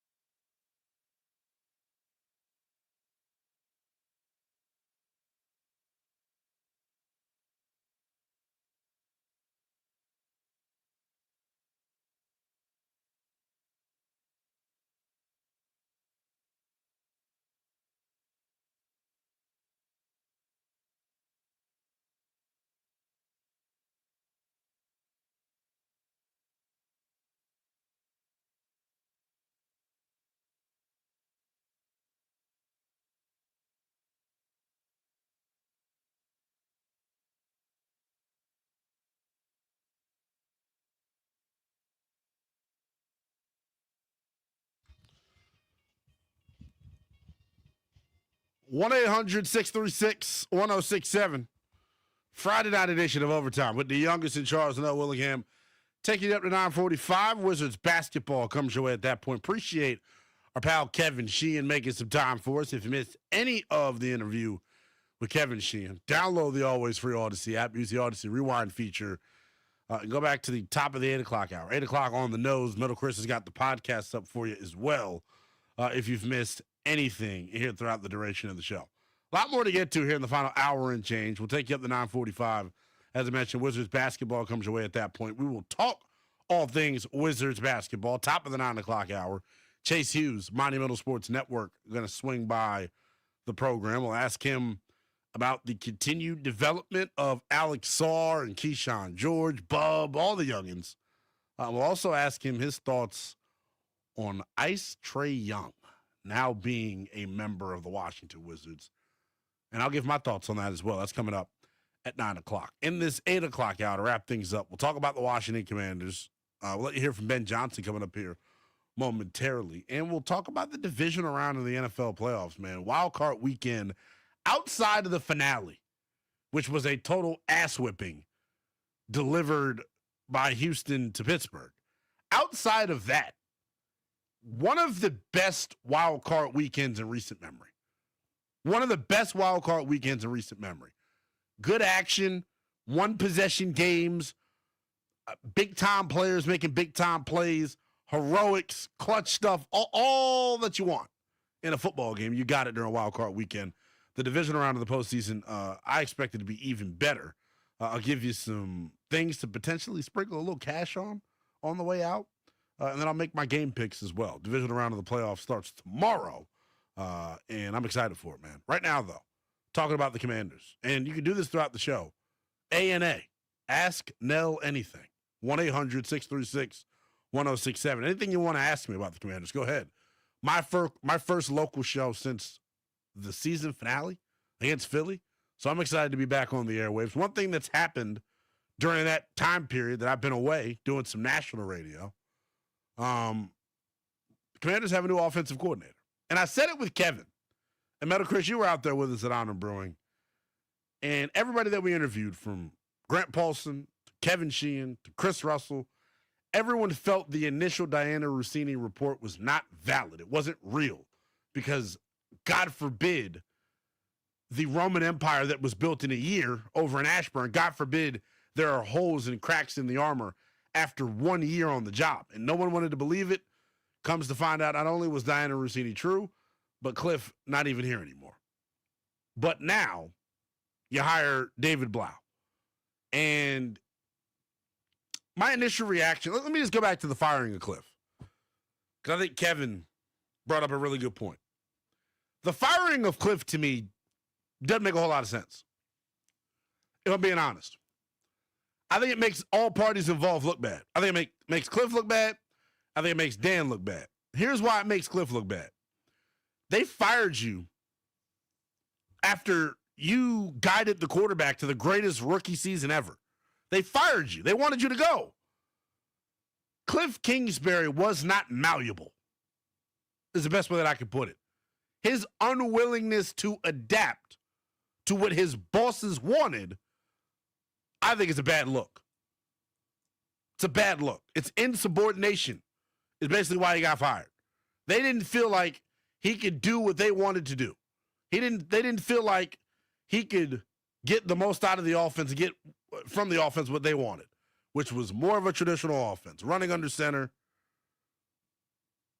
not leading the NFL in hurry-up offensive snaps. They wanted to change things philosophically. I say it looks bad on Cliff, like I said, because he's not malleable. He wasn't willing to adjust. It looks bad on Dan because, let's just be very real here, right? Let's just say I was invited to a wedding this weekend. Real true story. I was invited to a wedding this weekend. I don't think I'm going to be able to attend. I've never been to a wedding before, by the way. 28, never been to a wedding. I don't think I'm going to be able to. Never been to a wedding? Never been to a wedding. Never. And I'm not going to be able to go to this one because I have to work. And I wasn't calling off of my new job to go to a wedding. I just wasn't.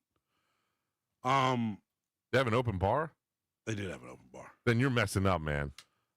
I mean, you can't build a brand new show if you're taking time off. Is somebody you actually like? It's a friend. I don't think you get invited to a wedding by people you don't like. That'd be weird. Well, sometimes it's family and you don't really care about somebody's this is family. cousin or whatever. This is family, but not from a blood standpoint. I actually feel horrible that I'm not going. So, where was I going with this? Oh, yes. The wedding analogy. So I've been invited to this wedding. I'm not going to go. But at a wedding, like, you don't invite me to a wedding and expect that I'm not going to talk about sports. You pick up what I'm putting down? Meaning, like, Dan, Cliff has been who he's been since you met him. You knew what Cliff was. So to have a wholesale change in opinion after a year, 2 years on the job, I think it's a little crazy. Understandable? Kinda. Crazy? 110%. You knew what Cliff was. So this idea of all of a sudden wanting to make these wholesale changes, I'm a little bit worried by it. But it is what it is. End of the day, I think the decision to go with David Blau, the decision to ask Cliff to leave, was all to be in the best interest of Jaden Daniels. They want to make sure that he is able to have a nice, long, lengthy career, and I think that is the right course of action. I think that's the right thought process. I get it. I don't know everything.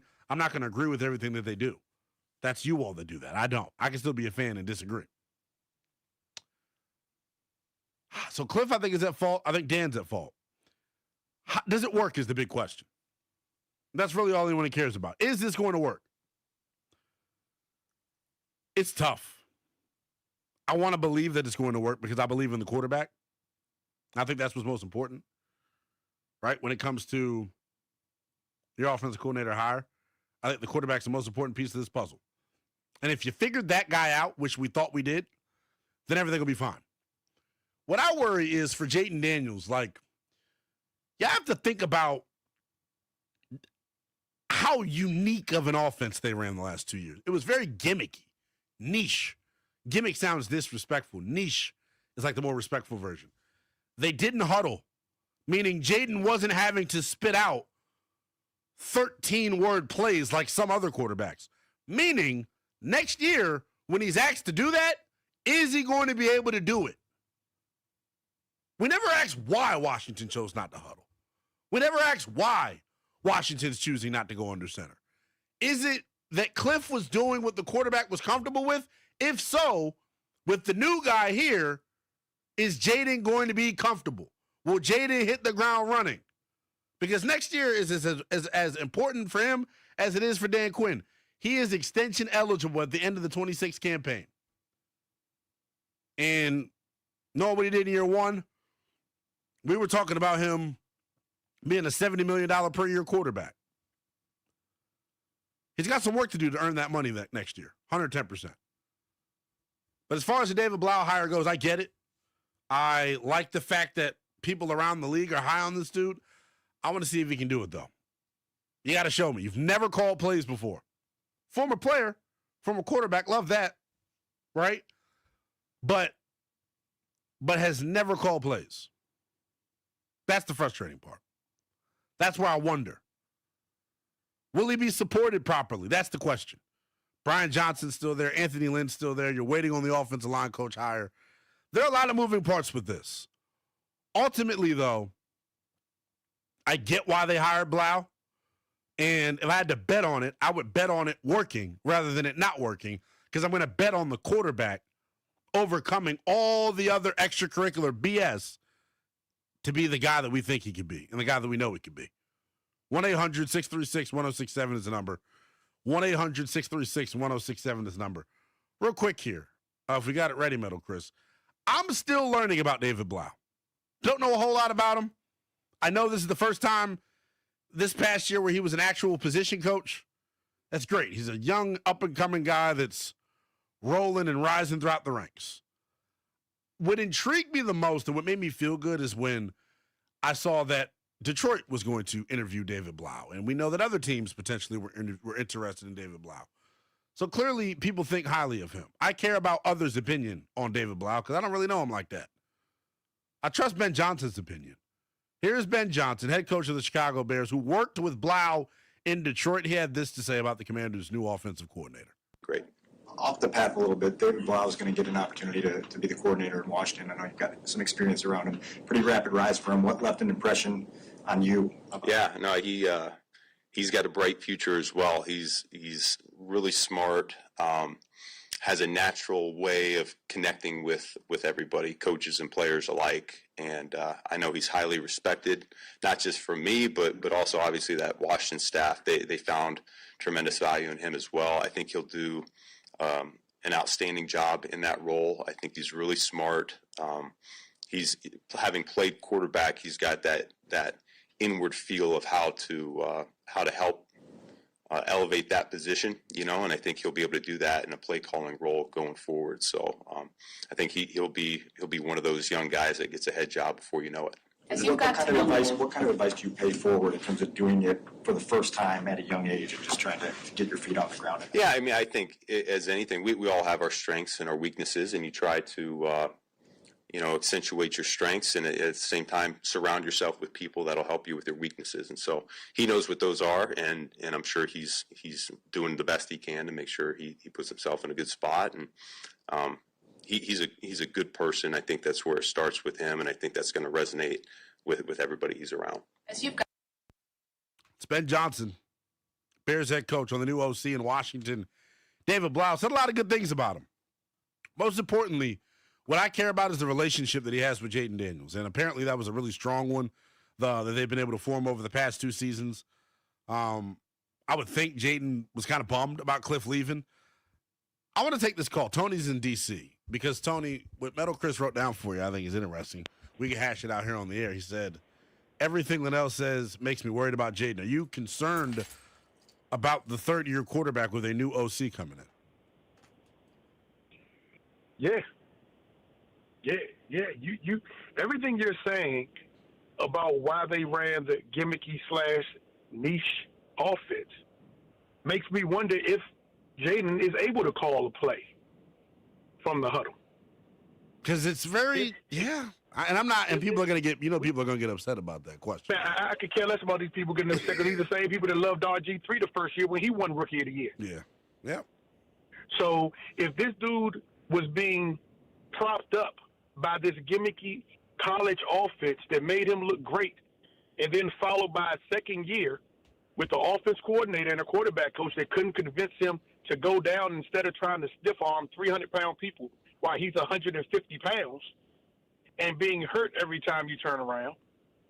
This dude is, I like him, but me personally, diehard fan. Yeah. He's one injury away from me going, we might have to be looking at another quarterback. Slim, and it's a tough place to be. I totally get it. And you're not wrong for your thoughts. If he comes out one more year and gets another major injury, do we not have to ask ourselves if this guy is not coachable as far as protecting himself? He won't get to see the new stadium. Hey, shh, Tony, you're saying the quiet part out loud, brother. They don't want to hear you say that. Because wouldn't that be a major thorn in their side if when that new stadium ready to open up and he's not ready to go? Ooh. He played 7 games last year, and most of them were due because of his injury, which means the quarterback coach and the offensive coach couldn't get him to protect himself from him. Yeah. I think the play calling could help to protect himself a little bit more, too, make him do it. But I get what you're saying. And look, for those of you that are out there listening, I'm not saying that the kid can't call plays. I don't think that Tony's saying the kid can't call plays. I'm saying we don't know. We don't know, and it makes me question even more why they chose to go the route of that offense in particular. It's very, very interesting. Tony, I appreciate you as always, man. Happy New Year to you, brother. All right, brother. You too. 1-800-636-1067. Ask Lynnell anything here on a Friday night edition of Overtime with the youngest in charge, Lynnell Willingham. I really am in a spot right now where it feels like, because Tony just brought up the elephant in the room here, that I was going to wait till I was back for a couple shows before I start throwing that out there. I do have some concerns about Jayden Daniels going into year 3. He is going to be asked to do something we think that he's never done in his professional career. That is call plays from the huddle. I would assume that David Blau and company would make the verbiage not super wordy. If that's not something he's comfortable with, there's always adjustments you can make. But, like, that's a real concern of mine, if I'm being honest. And look, I think the kid's smart, but it's just different. There are plenty of smart dudes that have struggled calling plays. They got to find a system that works for him. How long that takes, we don't know. We don't know. It's all going to be fascinating, though. That offensive coordinator hire was massive. It makes me feel better that it's a guy that Jaden's already got some familiarity with. They hired a quarterbacks coach today as well, talking about the Washington Commanders, and the quarterback coach that they hired has some familiarity with old Jaden Daniels, or his former stomping grounds, rather. This is first according to Matt Zenitz of CBS Sports. The Commanders hired Danny Etling as their assistant QB's coach. He was formerly the starting quarterback at LSU. He also was a 2018 draft pick of the Patriots, spent 6 seasons in the NFL as a player, and now he's coming back as a coach. So it's interesting, man. Like, this staff that they're going to put together offensively is really important, and it's got to be something where they're comfortable, or Jaden's comfortable, rather. Everything that they do here is about Jaden Daniels. And our guy, Futuristic Willie, types in the YouTube chat saying, that supposedly what hindered Kevin Patullo in Philly, a quarterback who couldn't handle the load. I've long called Jalen Hurts the passenger. I've long called him the passenger. LaShawn McCoy echoed those sentiments that, like, he wasn't seeing defenses properly. It wasn't being able to read and call plays. And I hope that's not the problem with Jaden. I doubt that's the problem with Jaden. What I don't like is this, and I'm glad we haven't really heard about this yet. There's always a stigma, and I can say this as a 6'2" black man. There's been a stigma long throughout the NFL with, like, certain black quarterbacks, and we have the thought process of, well, can they read defenses? We don't do that for any other race of quarterback. We don't, if I'm being honest. So I don't even want to go down that road all the way with JD5 because it's not fair to him. But, yeah, you have to wonder, like, why do you think they ran that gimmicky offense the last 2 years where they're not huddling? He's calling plays. If you're watching on the YouTube chat, he's going like this, strong right, strong right. It's crazy. Why were they running that offense? Because it's what Jaden was most comfortable with. I assume, right? Remember what we heard last year, how much praise they got for really, and the Giants did that this year with Jackson Dart. They copied and pasted some very important concepts and key concepts from that LSU offense, and they ran it last year with Jaden, last 2 years with Jaden. So that's the interesting part. Now, Futuristic Willie also says, ask Herm Edwards and Brian Kelly if he can call plays. Now, I don't know if you're being facetious when you say that, but, like, I'm pretty sure he huddled at ASU and at LSU. Because if he hadn't, that would be something that would be brought up as a talking point by now, I'd hope. But it's all fascinating, man. He's got a lot to prove next year. And I know people don't want to hear that. To some people, he's wearing Teflon, and God forbid you say something negative about him or question his ability. I am. I'll be the guy that questions Jaden Daniels' ability. I need to see more. Rookie year was great. Rookie year was great again. Can you do it? Can you replicate it again? We saw it in year one. We didn't see it in year two. He is extension eligible at the end of the 2026 season. Will he be able to lock into a situation where they have no choice but to pay him? Or is he going to make it a conversation? What do I mean by that? Is he going to be consistent next year or not? Is he going to stay healthy next year or not? Because guess what? If Jaden Daniels doesn't start and finish 14 or more games next year, I'm not really going to the negotiating table. I'm not ready to do that. And 14 seems like a lot. I'll even give him the benefit of the doubt. I'll go 12 games. If he misses 5 games next year with an ankle sprain or something, that's fine. But I need next year, in order for me to go to the negotiating table with JD5, he's got to start and finish 12 games. And I need to see him replicate what he did in 2024 as the Offensive Rookie of the Year. It's not a foregone conclusion that this guy is the long-term answer at quarterback. I've officially hit that point. Things change too quickly in the NFL. Point blank. 1-800-636-1067 is the number. Ask Lynnell anything. Anything you got related to the Washington Commanders comes up on the other side of the break. Don't go anywhere. This is The Fan.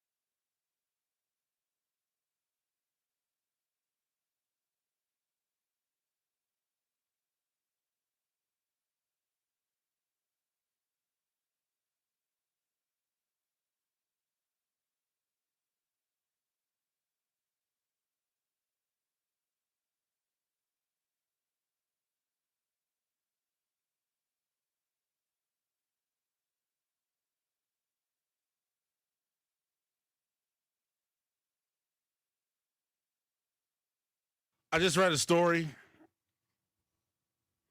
from Mike Silver of The Athletic. If it feels like things are bad here right now in D.C. with the Commanders, don't fret it. You could be the Eagles, who just won a Super Bowl, yes, but feels like we're in real time watching them crumble from the interior. Mike Silver, national NFL reporter for The Athletic, reporting that there's a sense inside the Eagles locker room that Nick Sirianni, the head coach, Harry Roseman, the GM, and Jeffrey Lurie, the owner, are, quote, reluctant to criticize Jalen Hurts, despite him being the source of much internal frustration with the teammates. So that's interesting. It's not all peachy in the city of brotherly love. Just saying. Is it teammates or just a specific wide receiver? I would think it's teammates. I mean, the whole offense is struggling. I mean, it's not just like it's A.J. Brown. They're not a good offense. They were not a good offense last year, and it's coming out now after the fact, in hindsight, that a lot of that has to do with the quarterback. So, woo! Be honest, man. I'm not totally confident in the Commanders moving forward. I was saying it to Grant as he was walking out when him and Danny were walking out after their show. I said, I'll be honest, man, and normally I don't bring it's 8:48 at night, so I feel like I'm safe to do it. Normally I don't bring the bullpen conversations to the air, or my thoughts at least, because I'll say something off air that I wouldn't say on air, as far as like a sporting take or perspective. I said it feels like the bottom is about to fall out here in D.C. I said that to Grant off the air. And I actually said I would never say this on the air before I said it to him, and here I am. Yes. Scott G, I did say that. I'll get to that comment on the YouTube chat, by the way. If you're on YouTube, continue to check us out there. You can see my handsome face. I'm a clown for saying that. We'll see in the long run. And it doesn't mean that he's not going to be a franchise quarterback. I'm reading the comment of Scott G. The dude y'all listening to went on Westwood Run Radio and said Jaden Daniels was the third best quarterback in his class behind Caleb and Drake. I still believe that. I still feel that way. That's not a slight to Jaden Daniels, though. Drake May is about to finish runner-up for MVP, and Caleb Williams has been God during the fourth quarter this year. So don't act like I'm spewing something that's hot. It's just my thought. But where was I going with that? Oh, I do have some concern. About where things stand with this group. It feels like they're close to the bottom coming out. Why do I feel that way? Well, I don't know if it's safe to say it. Metal Chris, let me ask you, you're an objective voice on the show that doesn't really, you're a fan of the team, but it's not like you're gonna be honest about what you see. Right? All I know how to do is be honest, man. I'm a terrible liar. So how confident are you that Jaden Daniels is a long-term answer at quarterback here in Washington? I mean, I think he's going to be. I think the real question is how far will he go? Like, how far will he develop, and how far can we develop him, and what can we get out of him? But at this point, he's the answer. It's not a question of, like, well, they're not looking for another quarterback. There ain't nobody else coming, man. They're not looking yet. That's my concern here. I mean, maybe in 5 years or something. Who knows? That is my concern right now, is the health of the quarterback. And can he stay healthy long-term? This year sucked. Look, I mean, I think the Giants have a bigger problem with that than we do right now. Well, concussion's more serious than elbow. Just the way Jackson plays is so reckless. Jaden plays reckless too. Not that way though. I see what you're saying, because darts at a different level. Yeah. But I would still describe Jaden's play at times as reckless. And look, our guy Scott G 4260 wrote in the chat that he went on Westwood and said that Jaden was the third best quarterback in the 24 class.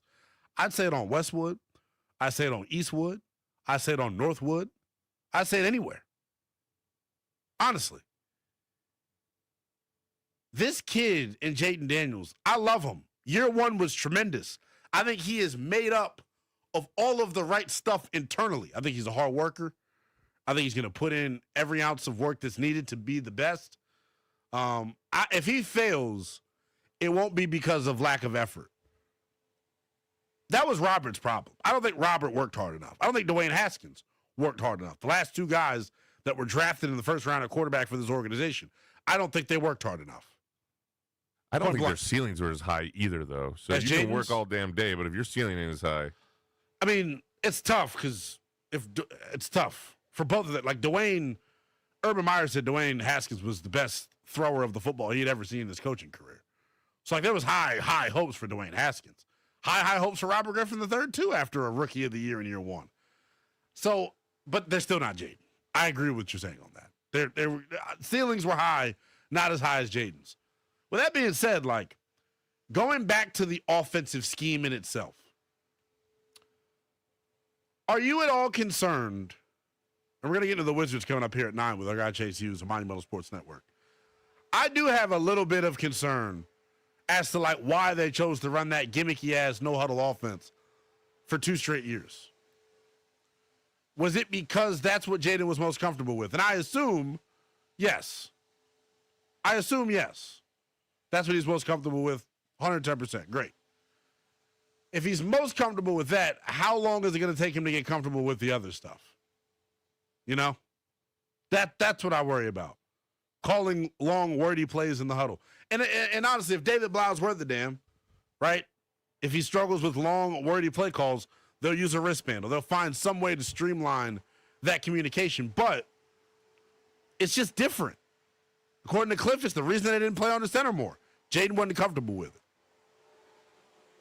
Moving forward, I have questions, just like you all should, about whether or not he can do it long term. You're not wrong for questioning whether or not he can do it long term. You're not. He did it 1 year. One of the greatest rookie seasons we've ever seen at quarterback. But it was still just 1 year. Can he stay healthy is the big question. The other question I had was this. Early on in the season, when he was healthy, the Giants game in particular, after not playing in the preseason, accuracy was off. He's a rhythm-based quarterback. He needs reps to get better. If he can't stay healthy, he's not going to be afforded those reps. And that's what I worry about the most. But from like a football standpoint, from the neck up, I think the kid's got it. I think he's super smart. I think the virtual reality is something that was definitely of benefit to him. Scott, calling Jaden Daniels the third best quarterback in the 24 class is not wild. It's not. Drake May is about to be an MVP. Caleb Williams, I don't know if you've watched Bears football this year, like Caleb has been awesome for the better part of this year. Yeah, there have been some layups missed, but from a potential standpoint and what talent he has, dude, Caleb's got a better arm than Jaden Daniels. His arm talent's better. And you know what else I like better about Caleb and Drake May? They're not 6'5", 160 pounds.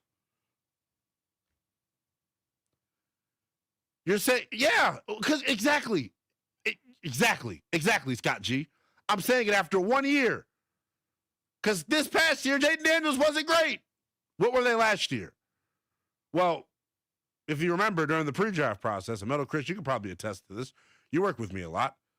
The quarterback that I wanted, if I had it my way, would have been Caleb Williams. Yes, I wanted Caleb.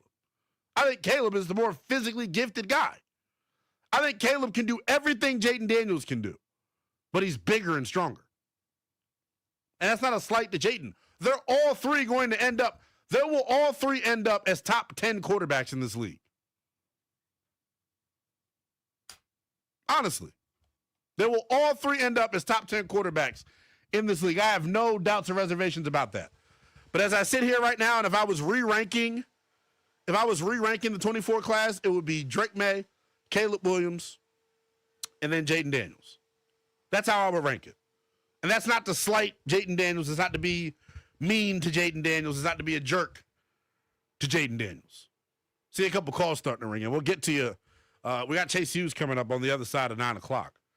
But and Scott G comes back and says, what did them boys do when Jaden won Rookie of the Year and took us to the conference championship game in year one? It's year one, brother. It's 1 year. Look, if Jaden has a great year next year and those other two guys don't, I'll probably change my opinion. That's what happens. You called me a flip-flopper in the comments. No. When I get presented new information, I would be a damn fool. I would be a damn fool if I was presented new information and didn't change my thoughts.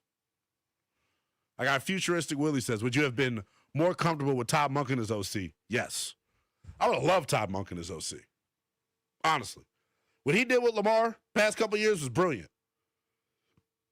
I just think him and Lamar's personalities didn't jive with each other, which is okay. Not everybody's going to like each other. 1-800-636-1067. 1-800-636-1067.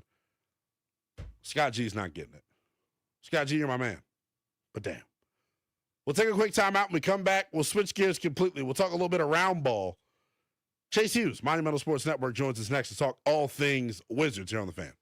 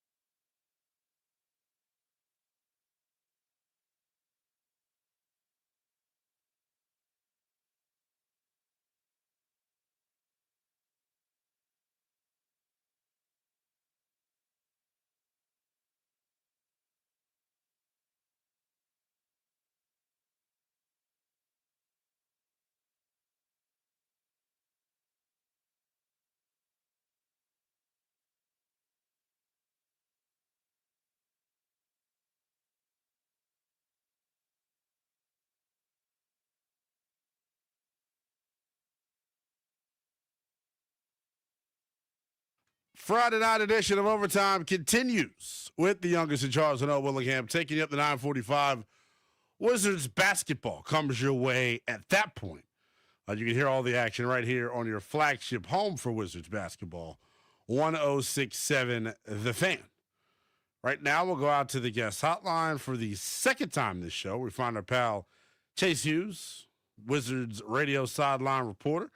Right here, you can hear him on 106.7 The Fan, as well as the Team 980. You can also catch him breaking down the Wiz for the Monumental Sports Network. Give him a follow on every social media platform at Chase DC Sports, and make sure you check out him and Bijan Todd's new podcast, Off the Bench, some of the best interviews that you'll get surrounding the DC family. Chase, what's going on, brother? How are you, man? Back on with you. Yes, indeed, man. I'm happy to have you back. It's been a little while here. A lot has happened and changed since the last time we spoke about this basketball team. I want to just first look at the team from a 10,000-foot view. I know you talked to a lot of scouts and executives throughout the course of the NBA. How is the job that Will Dawkins and Mike Winger and Travis Schlenk, how is it being judged around the league? I think for the most part, they get praised for their asset management, the way that they've been able to clean up the salary cap.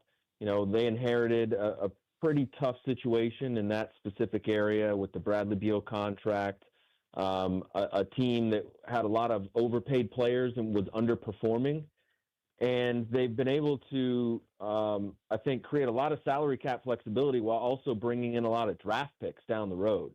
So I think a lot of people around the league have been impressed with that. As far as their draft record, I think it's been pretty solid. I think a lot of these guys are really young. We got to see how it plays out over time. But I think for the most part, they have garnered some respect for some of the strategy that they've put forth with just their asset management and the trades that they've made, some of the contracts that they've negotiated. They've been able to, procure some team-friendly deals, whether it be Denny Avdi or Corey Kispert, who they traded, or Kyle Kuzma, who they traded. They've made some smart negotiating deals. So I think for the most part, they've gotten high praise from around the league. I like the way that you put it. Their asset management, man, has been really, really good to this point. Obviously, the draft is subjective, and we'll have to wait a little bit more time to give, definitive, concrete answers on how they drafted. But just in terms of just running a front office and doing things right on the day-to-day, I think they've done really well. I know a lot of folks around the league feel that way as well. The Trae Young trade in particular, when the news comes across your ticker, what is your initial reaction? And then how do you think folks around the league were viewing that deal? Well, I was surprised at first at the timing because, it was a month ahead of the trade deadline. And I didn't expect them to make such a splash bringing in a veteran player like that at this point in time. I thought they'd be more inclined to do that in the offseason, and particularly in free agency. I mean, maybe a trade like this would be possible in the offseason. But I think what happened is, they had this salary cap room that they set aside, and they looked at the offseason and the free agent class, and it's not a very good free agent class. So I think they saw an opportunity with Trae Young, and they decided to strike early on it, essentially.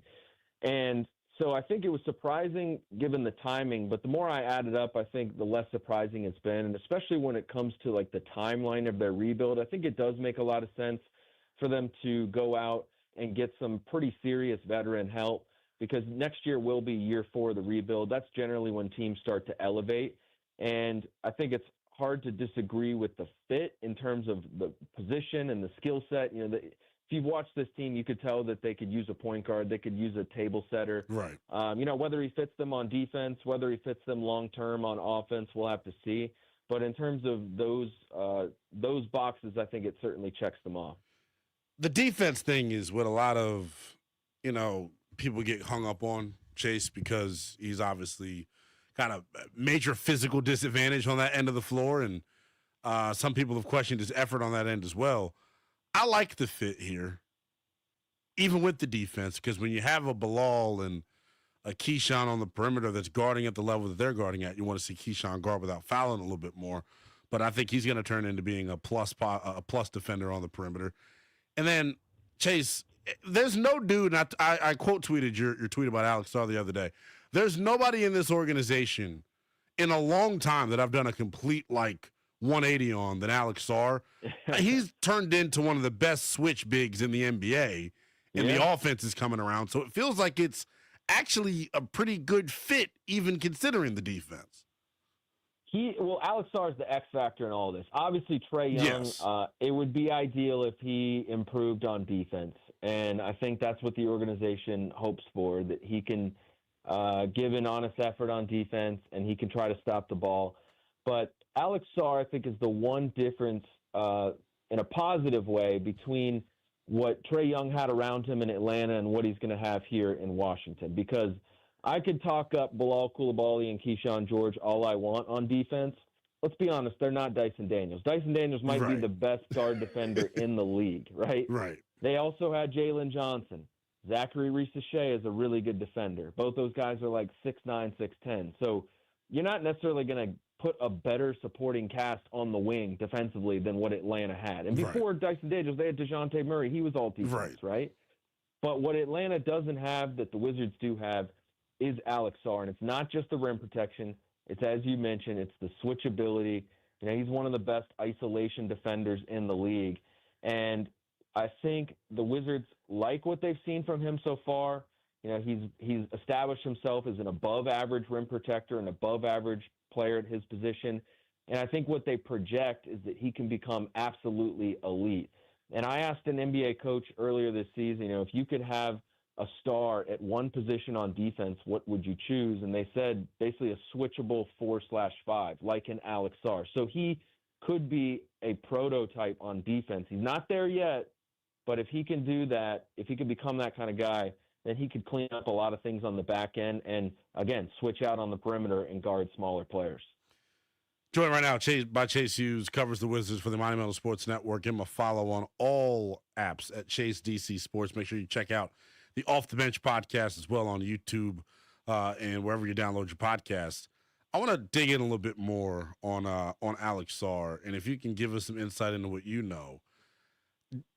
Do you know the details of like what he was tasked with doing this summer, like in terms of what they challenged him to do and what kind of the plan was for him? I saw an interview with Keyshawn George on NBA TV.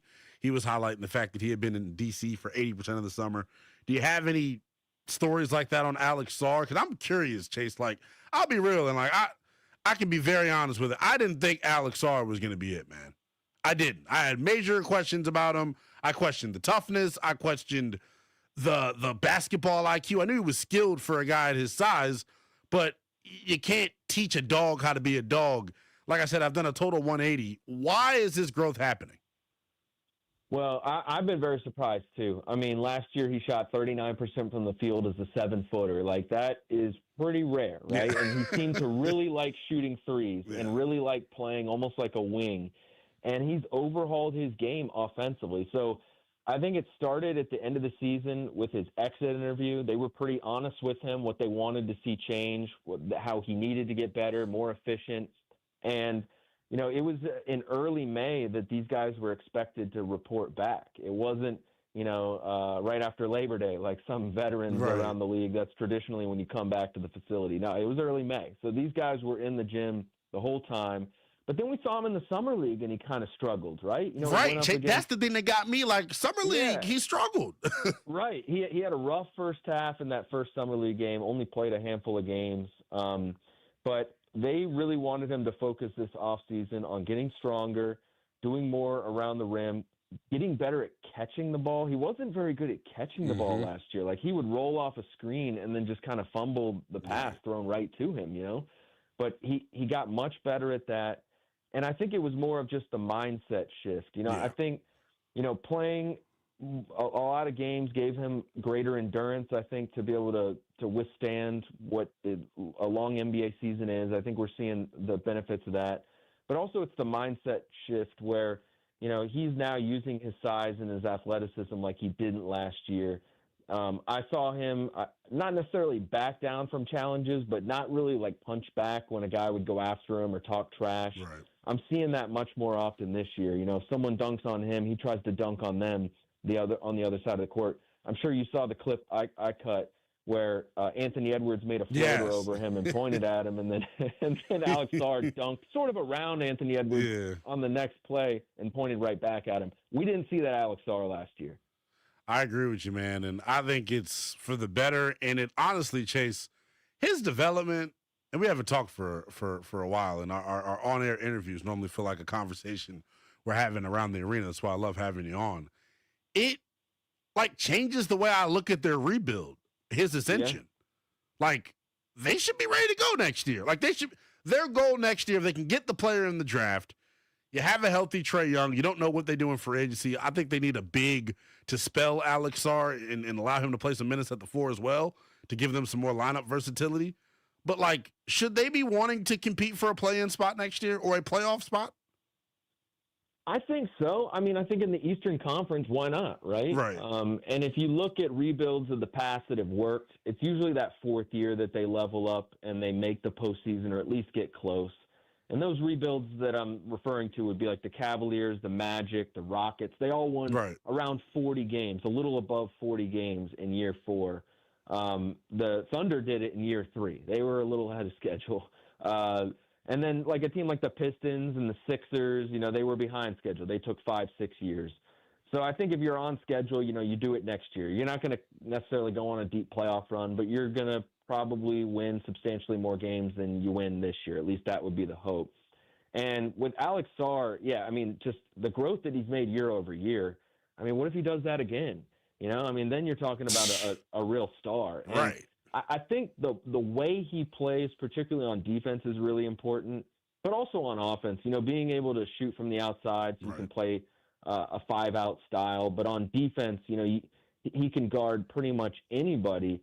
And I heard someone within the organization make a really smart point about him, and Bilal Coulibaly was included in this. And basically it was like if you have a switchable defensive big man like Alex Sarr, if he becomes a true star on that end, and a plus wing defender like Bilal Coulibaly, then you can draft and acquire players more freely, right? You can make concessions defensively at other spots because you feel like you have two of the most important spots on the court shored up. Now, I think they're going to have to get better at protecting the ball on the perimeter, and obviously Trae Young's going to fit into that. So are their young guards. But I think Alex Sarr gives them a lot more optionality than people realize because of the style of player that he is. They're doing the damn thing here in D.C., man. I'm excited about what the front office has put together. The other, like, lost piece in this, I think sometimes, is the head coach of the Wizards, Brian Keefe, the dude who is tasked with getting them to play hard night in and night out throughout the course of 82. I don't know if any of his contract details have ever been divulged, but just if you can give us to kind of paint the picture internally of how they feel about Coach Keefe for our audience, man, because I'm impressed by what he's done. I know it's easy to pile on them when they're losing by 30 at half, but you got to give him credit, you know, when they are playing well, and they have been here over the past month or so. Yeah, so it's really interesting with Brian Keefe. Like, obviously, a lot of these teams that have rebuilt have, you know, once they enter another phase, sometimes they consider going with a different kind of coach. But for Brian Keefe, I'll give you two things. First of all, I think if we went into this season, we all knew player development was the biggest part of the operation, right? If you were to be told that Alex Sarr and Keyshawn George would take big steps forward, you'd probably be like, okay, well, then that reflects really well on Brian Keefe, right? That's why he's here. It's not for the wins and losses at the moment. It's for the development of players, specifically their top draft picks, like those guys. So that reflects really well on him. And then I've been talking to a lot of scouts recently, you know, in the lead up to the trade deadline. And twice in recent weeks, a scout from another team has unprompted said they think that Keefe is doing a good job, and that, like, whatever problems they were having earlier in the season, it's not because of him. Like, the team is playing hard. They are. It appears like they're listening to the coach. So I was kind of struck by that. That it was like I didn't ask about Brian Keefe. They just brought it up on their own. And so I think there's a lot of people around the league that think Brian Keefe's actually doing a good job. And, you know, it's his first time being a head coach. So I think as much as like the young players that they have room to develop and grow into themselves, so does Brian Keefe. So I think on those two fronts, he's getting positive feedback at the moment. Real quick, I'll let you go on this, my friend. As we get ready to approach the deadline in about a month or so, what has been the most surprising development in the association to you? That's a good question. Well, I mean, or what stood out he's the doing most with this podcast is pretty surprising. hey, Chase, man, I'm telling you, if you tune in tomorrow, 1 to 4 nationally on Westwood One Sports, we will be playing some cuts from that podcast. Because boy, is he dragging his you-know-whats on that podcast, Chase. Yeah, I mean, that brings a whole new element into everything. But I would say the most surprising thing is probably the Jaren Jackson Jr. rumors, unless I'm missing something off the top of my head. Like John Moran, it's not surprising that he's reportedly being shopped. But Jaren Jackson Jr. and some of the teams that I've seen linked to him, like the Celtics and the Pistons, I would just be surprised if they traded him, and I'd be surprised if one of those teams got him. John Morant less so because we all know the backstory there. But I'm a little surprised that Jaren Jackson Jr. is at least apparently available. Chase, I hate that I'm going to have to do it tomorrow. I'm going to have to issue what I call a radio young brother to young brother heart to heart with John Morant. Because he's just acting a damn fool, man. It sucks because his story is awesome. He really got it out the mud, went to small Murray State because the grades weren't good coming out of high school, and he's been given second chances, and I don't know, man. He seems to be tone deaf and lacks some self-awareness. So hopefully he gets it together. I think him getting traded may be the best thing that ever happened. I still think he's got all NBA potential. I think he's still really, really good. Just got to get him in a right situation where the headspace is clear, so to speak. Chase. Yeah. It's going to be tough. Chase, appreciate you as always, though, my friend. Thanks for making some time. I know tip-off is coming up soon, so you'll be dialed in, my friend. Can't wait to read the Twitter and get your analysis, brother. Absolutely, man. Always good to talk to you. Thanks for having me. That is Chase Hughes. Appreciate you, Chase, of the Monumental Sports Network. Give him a follow on every social media platform at Chase DC Sports. We'll take a quick time out. When we come back tomorrow, divisional weekend and the NFL playoff starts. I'll give you some winners on the other side of the break. Don't go anywhere. This is The Fan.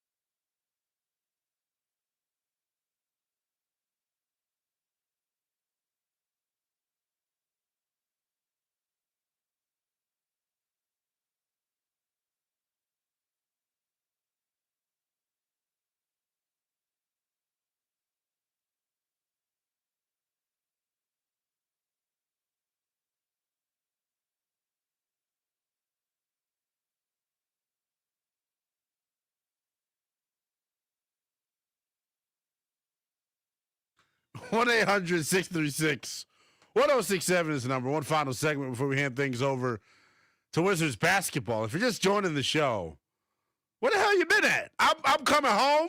I'm back, and you wasn't here the whole 2 hours? The hell is wrong with you? And you missed 2 really good interviews. Kevin Sheehan in the 8 o'clock hour. Chase Hughes. 3 hours. You're right. It was 3 hours. Chris, I can't take myself serious. I feel like some sort of like alien. That's supposed to go on the top of your head like that. Anybody that's watching on YouTube, I'm using Metal Chris's headset tonight because I left my headset at my other studio that I'm using. And this is how he answers the phones. This is how he answers the millions of calls that we get from you all. And here's the show in case I or one of you swear. He's just a master of his craft. 1-800-636-1067. Enough on the Commanders. Can we talk about the playoffs? Let's do that. NFL playoffs continue tomorrow. Divisional weekend. I thought Wild Card weekend, as I started off the show with, was awesome. Really good football, really good games. I thought Josh Allen was the MVP of Wild Card weekend. Really good performance from him versus the Jags. And he did all of the things that folks question whether or not Josh Allen could do. What's the number one criticism and flaw and critique of Josh Allen that you always hear? It's, oh, man, Josh Allen, dog. He's always trying to be Superman. What you saw versus Jacksonville in that wild card round was Josh Allen take what the defense was giving him, throwing the checkdowns, living to see another down, throwing the football away, and he made some Josh Allen plays that only Josh Allen can make, he made at the end. Right? The touchdown to Kincaid, the deep shot to Brandon Cooks, some of the scrambles that he had, and he did all this while playing hurt. Josh Allen's legit, man. He is the best quarterback in the 2025 playoffs, yet people aren't really talking about the Bills winning the Super Bowl. I think we're hearing about teams like Seattle and Denver. Obviously, those are the number one seeds, so it's right for, it's only right that we talk about them. But I think, like, Josh Allen and the Bills are being severely slept on, and it's mainly because of their defense. Coming up this weekend, Bills-Broncos. That is how we get divisional weekend started in the NFL. 4:30 kickoff tomorrow on CBS. Denver, 1.5 favorite over Buffalo. That's at DraftKings. I don't know what it's like on every sports book because I know it was a big talking point in Denver that they were actually underdogs as the number one seed. So I don't know how the line has moved since the start of the week, but I'm actually going to take Buffalo in this one. I'm going to take Buffalo in this one, and here's why. I think their defensive line, their defense as a whole, the big issue that they've had, right, is stopping the run. Well, lucky for them, Denver hasn't run the ball worth the damn really all season long since J.K. Dobbins went on the shelf. If Buffalo can make Bo Nix and the Broncos one-dimensional, that's their best shot. Buffalo, with being one of the worst, despite being one of the worst run defenses, they're the best pass defense in football. If they can make them one-dimensional, I think they have what it takes on the back end to get the job done. And I'll put it to you like this. They played Jacksonville last week. Jacksonville's offense is better than Denver's.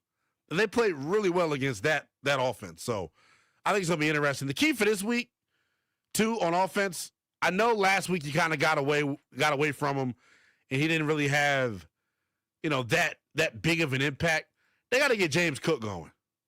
Got to get James Cook going this week. Last week for James Cook, 15 carries, 46 yards. I ain't going to cut it. Got to get him going. I think Josh Allen just ultimately makes more plays at the end of the day, and I like Buffalo advancing. Second half of the doubleheader tomorrow during divisional round weekend in the NFL postseason. Second half, you get Seahawks and Niners, a little NFC West tilt. Seahawks 7-point favorites. Ooh! Is this the game where the other shoe drops for Sam Darnold? I know we've all been waiting on it. Vegas has Seattle as 7-point favorites, meaning heavy favorites. I tend to agree with them. I don't know if San Fran will cover. I know they won't win. Here's why. The last time these two teams faced off, the big difference in why Seattle was able to win, despite Sam Darnold not really playing that well, they finally got their run game going. All year long, there's really only a handful of teams that have attempted to run the football more than Seattle, yet Seattle was middle of the pack, bottom third of the league in terms of efficiency with their run game. They stuck with it, though. It's why Clint Kubiak, their offensive coordinator, is getting looks to be a head coach. They were able to run the ball. 39 carries for 180 yards in the divisional round of the postseason. Or excuse me, in their last meeting in Week 18. If they can run the football, which I think they'll be able to, San Fran doesn't have a shot. San Fran doesn't have a shot. They're too beat up. This is where the attrition comes back to bite you. They have 18 sacks during the regular season. San Fran did. 18 sacks during the course of the regular season. Simply not good enough. And that that Seahawks defense did a number on Brock Purdy the last time these two teams played. He was 17 of 27 for 127 yards. 4.7 yards a completion. Yuck. And there's no George Kittle this time around. Give me the Seahawks. Not really much to debate there. Let's go to Sunday of the divisional round of the postseason. And this is where the good games are. This is where the good games are and the ones that I get excited about. Patriots-Texans, man. It's the game that I'm looking most forward to this weekend. New England's 3-point favorites. I don't know if that line has moved ever since Nico Collins has been officially ruled out, the star wide receiver for Houston. If y'all been following my football takes all year long, especially on Team 980, you know I've been on the Texans all year. They were my my preseason pick to represent the AFC in the Super Bowl. I think they advanced this weekend as well. Drake May and the Patriots. You got another thing coming. Drake May is not going to know what the hell hit him. He's not. And here's my thing and why I'm like, right? Last weekend, in his first ever postseason game, Drake May passed all the tests. Didn't turn it over. Well, he did have the one interception. But he played well, though, for the most part. 9 yards to completion. The running game was going well for him. This was going to be the problem. The Chargers' run defense has been suspect all year. Just ask Commanders running back Ja'Cory Krosky-Merritt, who went Kanye crazy against L.A.